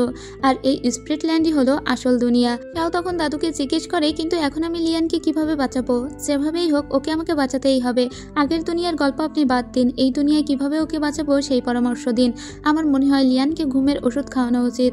আর তারপর আমরা লুকে ডেকে পাঠাবো আর লুয়ের কাছ থেকে জানার চেষ্টা করব কিভাবে ওকে বাঁচানো যায়। সে পর্যন্ত লিয়ানকে ঘুম পাড়িয়ে রাখতে হবে। এতে দাদু রাজি হয়ে যায়। এরপরে খাবারের সঙ্গে ঘুমের ওষুধ মিশিয়ে ওরা লিয়ানকে অজ্ঞান করে দেয়, কারণ লিয়ান যতক্ষণ বেঁচে থাকবে ওর বেশি শক্তি ব্যয় হবে, সেজন্য আপাতত ওকে ঘুম পড়িয়ে রাখা হয়েছে। এদিকে আমরা দেখতে পাই ওই বুড়োকে মানে লুর কাছ থেকে ও জানার চেষ্টা করে যে কিভাবে লিয়ানকে বাঁচানো যাবে। লু তখন বলে একটা উপায় আছে, আর সেটা হলো চু ফ্যামিলির ওয়াটার পুল, সেখানে ওকে নিয়ে যেতে হবে। তবে সেটা সিম্পল কোনো ওয়াটার পুল নয়, সেই পুলের নিচে আছে একটা শয়তান ডেমন, আর ওই ডেমনটা যদি একবার জেগে যায় তাহলে কিন্তু লিয়ান নাও বাঁচতে পারে। তোমাকে অনেক সাবধানতার সঙ্গে নিয়ে যেতে হবে লিয়ানকে, আর তবেই লিয়ানকে বাঁচানো সম্ভব। লু তখন বলে ওই ডেমনটা আবার কোথা থেকে এলো। লু তখন বলে ওই ডেমনটাকে এখান থেকে 1000 বছর আগে ওই পানির নিচে বন্দি করে রেখেছিল আগেকার চু শিয়াংতং, আর তোমাকে ওকে সেখানেই নিয়ে যেতে হবে। আর এই সমস্ত কথাগুলো শুনে ফেলেছিল মলিয়ান, কারণ মলিয়ানের জ্ঞান ফিরে এসেছিল। তো মলিয়ান বলে ঠিক আছে, আমি ওই ওয়াটার পুলে যাব। এদিকে লুকে ধরেছিল দাদু আর জিজ্ঞেস করে তোমার মোটিভটা আসলে কি বলো তো। লু তখন বলে আমি আসলে চাই ওই ডেমন কিংকে সরাসরি এই পৃথিবী থেকে শেষ করে ফেলতে, যাতে ও এই ওয়ার্ল্ডে কোনো রকমের বিশৃঙ্খলা সৃষ্টি করতে না পারে, আর সেটা একমাত্র শাওই পারবে। আর সেজন্যই আমি ওদেরকে ওয়াটার পুলে নিয়ে যেতে চাই। ওখানে গেলে একেবারে শাওকে শেষও করতে পারবে, আবার সেখানে গেলে মলিয়ান সুস্থও হয়ে উঠবে। এরপরে ওরা সবাই রাজি হয়ে যায়। আবার মলিয়ানের একটা স্পেশাল অস্ত্র ছিল, সেই অস্ত্রটা ওর দাদু ওর হাতে তুলে দেয়। এরপরে চু ফ্যামিলির ওয়াটার পুলে ওরা চলে আসে। এখানে চু ফ্যামিলির কিছু সিনিয়ররা ছিল, আর তারা সবাই চু শাওকে এখানে দেখে অনেক বেশি অবাক হয়, কারণ 1000 বছর আগেই তারা একে দেখেছিল এবং 1000 বছর পরে পুনর্জন্ম নিয়ে সে পুনরায় এই দুনিয়ায় ফিরে এসেছে। এদিকে ডেমন লর্ড মনে মনে বলে অবশেষে শাও তুমি এখানে এলে, তুমি এখানে আসা মাত্রই আমি এখান থেকে ছাড়া পেয়ে যাব আর বাহিরের দুনিয়ায় রাজত্ব করব। এরপরে ওরা ওয়াটার পুলের ভিতরে ঢুকে যায়। তবে এটা ছিল খুবই ডার্ক একটা প্যালেস, এবং সেখানেই ওয়াটার পুল দেখতে পেয়ে ওখানে বসিয়ে দেওয়া হয় মলিয়ানকে। মলিয়ান চুপচাপ ওখানে বসে তপস্যা করছিল। ঠিক তখন আমরা ডেমন কিংকে দেখতে পাই। তবে এই ডেমন কিং না চোখে কোনো কিছুই দেখতে পেত না, সে আন্দাজেই সমস্ত রকমের কাজ করত। এবার হঠাৎ করেই মুখ ঘোরাতেই শাও দেখে ডেমন কিং ওর সামনে দাঁড়িয়ে আছে। ডেমন কিং ওর শ্বাস নিতে পারে না, কারণ শাও ওর শ্বাস প্রশ্বাস বন্ধ করে রেখেছিল। কিন্তু ডেমন কিং বুঝতে পারে যে এখানে বসে কেউ একজন তপস্যা করছে। শাও তখনই ডেমন কিং এর জামা ধরে টান মারলে ডেমন কিং ওকে এক ঝটকায় সরিয়ে দেয়, আর ওর উপরে যখনই আঘাত করতে যাবে ঠিক তখনই লু ওখানে চলে আসে। তবে কিছুক্ষণ পরে লুও অনেক বেশি আঘাতপ্রাপ্ত হয়। তাই শাও বলে তুমি এখান থেকে চলে যাও, যেভাবেই হোক ওই লোকটিকে পরাস্ত আমি করব। তাই শাও একটা গন্ডি কেটে দেয় আর বলে ডেমন কিং তুমি এই গন্ডির ভিতরেই থাকো এবং চু ফ্যামিলির যে স্পেশাল মন্ত্র আছে সেটা পাঠ করো, তাহলেই তোমার উপরে যে সিল করে রাখা হয়েছিল সেই সিল কেটে যাবে। ডেমন লর্ড তখন বলে কি সেই মন্ত্র? তখন শাও বলো যে আই এম এ বিস্ট। যেহেতু শাও একটা গিয়েছে মডার্ন ওয়ার্ল্ড থেকে, তাই ওর এই ইংরেজি শব্দ তো ডেমন লর্ডের বোঝার কথা নয়। কিন্তু কিছুক্ষণ পরে ডেমন লর্ড বুঝতে পারে আর মনে করে যে শাওকে বোকা বানাচ্ছে, তাই ও শাওকে আবারও আঘাত করে আর দূরে সরিয়ে দেয়। শাওয়ের হাতে থাকা ম্যাজিক্যাল বাঁশিটা তখন পড়ে যায়। কিছুক্ষণ পরে শাওয়ের মনে পড়ে ওই বাঁশিটা বাজালেই তো এই লোকটিকে পরাস্ত করা সম্ভব, তাই ও এবার বাঁশিটি বাজাতে শুরু করে। আর ইতিমধ্যে ওয়াটার পলে বসে থাকা মলিয়ান অনেকটাই সুস্থ হয়ে উঠেছিল। এদিকে শাও অনেক বেশি ইনজুর্ড হয়ে যায়। তখন পিছন থেকে মলিয়ান আসে এবং মলিয়ানের হাতে ওর যে বিশেষ তরবারি ছিল সেটা দিয়ে ডেমন লর্ডকে আঘাত করার চেষ্টা করে, কিন্তু ওরা দুজনে মিলেই কোনোভাবে ওই লোকটিকে হারাতে পারছিল না। তখন আমরা দেখতে পাই চু ফ্যামিলির আরও যেসব সিনিয়র কাল্টিভেটর ছিল তারা সবাই ভিতরে প্রবেশ করে আর বলে যে তারা এই ডেমন লর্ডের সঙ্গে যুদ্ধ করতে নিজেদের জীবন পর্যন্ত দিয়ে দিতে পারে, কিন্তু এদের সবাইকে এখান থেকে চলে যেতে বলে শাও। আর বলে যে তোমরা যদি তার সঙ্গে ফাইট করো তাহলে তোমরা মরে যাবে, কারণ আমি নিজেও বেশি নড়াচড়া করতে পারছি না। কিন্তু ওরা সবাই মিলে ফাইট করার চেষ্টা করে। শাও বেশ কিছুক্ষণ আনমনা হয়ে তপস্যা করতে লাগে এবং ও আস্তে আস্তে উপরের দিকে উঠে যেতে লাগে, কারণ ওর ভিতরে ওই জাদুকরি পাথরটা ছিল, সেটার প্রভাব ছিল অনেক বেশি, এবং ও তারপরে জাদুকরি ফুলটা বাজাতে শুরু করে। আর তখন ওই ডেমন লর্ডকে একটা অন্তিম আঘাত করে মলিয়ান, আর তাতে ডেমন লর্ড পুরো চূর্ণ বিচূর্ণ হয়ে যায় এবং এখান থেকে পুরোপুরিভাবে ভ্যানিশ হয়ে যায়। যাই হোক, ডেমন লর্ডকে অবশেষে মারা গেল, কিন্তু ঠিক তখনই উপর থেকে একটা সাদা আলোর ঝলকানি ওদের দুজনের দিকে আসে, আর এই সাদা আলোর ঝলকানির দিকে টেনে নেওয়া হচ্ছিল শাওকে। মূলত ওই আলো শাওয়ের জন্য এসেছিল। শাও যে দুনিয়া থেকে বিলং করে ওকে সেই দুনিয়ায় টেনে নেওয়ার জন্যই ওই আলোটা এসেছিল, এবং মলিয়ান যে দুনিয়া থেকে বিলং করে ওকে সেই দুনিয়ায় টেনে নেওয়ার জন্য আলাদা একটা আলো এসেছিল। তখন ওরা দুজনেই কল্পনা করে ওদের একসঙ্গে কাটানোর সময়গুলো, কিন্তু এসব কিছু এখন কেবলই অতীত। ওরা দুইজন দুই পৃথিবীর, সো ওরা যে পৃথিবী থেকে এসেছে সেই পৃথিবীতে শেষ পর্যন্ত ওদেরকে ফিরে যেতেই হবে। এরপরে শাও তার দুনিয়ায় চলে আসে আর দেখা যায় ও একদিন স্বপ্ন দেখেছিল একটা খাটের উপর ঘুমিয়ে আছে, সেই খাটের উপর থেকেই ওর জ্ঞান ফেরে এবং ও মনে করে যে এই পুরোটা বোধহয় স্বপ্ন ছিল, কিন্তু এইগুলো স্বপ্ন হবে কিভাবে? ও তো ওর স্বপ্নের ভিতরে স্পষ্টভাবে মলিয়ানকে দেখেছে। এখন মলিয়ানকে ও কোথায় পাবে? ও যখনই বাহিরে বের হয় তখনই দেখে অনেক বেশি আলোর ঝলকানি এবং এই আলোর ভিতর থেকে একটি ছেলে ওর দিকে দৌড়ে আসছে। আর ওই ছেলেটি আর কেউই ছিল না, ওটা ছিল মলিয়ান। মলিয়ান কিন্তু এই মডার্ন ওয়ার্ল্ড থেকে কখনোই বিলং করতো না। ও ওর দুনিয়া থেকে শাওয়ের কাছে চলে এসেছে শুধুমাত্র শাওকে নিয়ে একসঙ্গে ভালো থাকবে বলে। তবে এখন কি হবে, যেহেতু ওরা দুইজন দুই পৃথিবীর, আর এবার মলিয়ান চলে এসেছে শাওয়ের পৃথিবীতে। দুজনের ভালোবাসাটি কোথায় মোড় নিবে সেটা দেখতে হলে অবশ্যই সেকেন্ড সিজন দেখতে হবে। আর এখানেই প্রথম সিজনের গল্প শেষ হয়ে যায়। তো এই ছিল ইটারনাল লাভ ড্রামার পুরো ড্রামাটির গল্প। তো আপনাদের যদি একটুও ভালো লাগে তবে অবশ্যই একটা লাইক কমেন্ট করবেন, আর চ্যানেলে যদি একেবারে নতুন হয়ে থাকেন তবে প্লিজ চ্যানেলটিকে সাবস্ক্রাইব করে পাশে থাকবেন। আজ এ পর্যন্তই, দেখা হবে পরের কোনো গল্পে।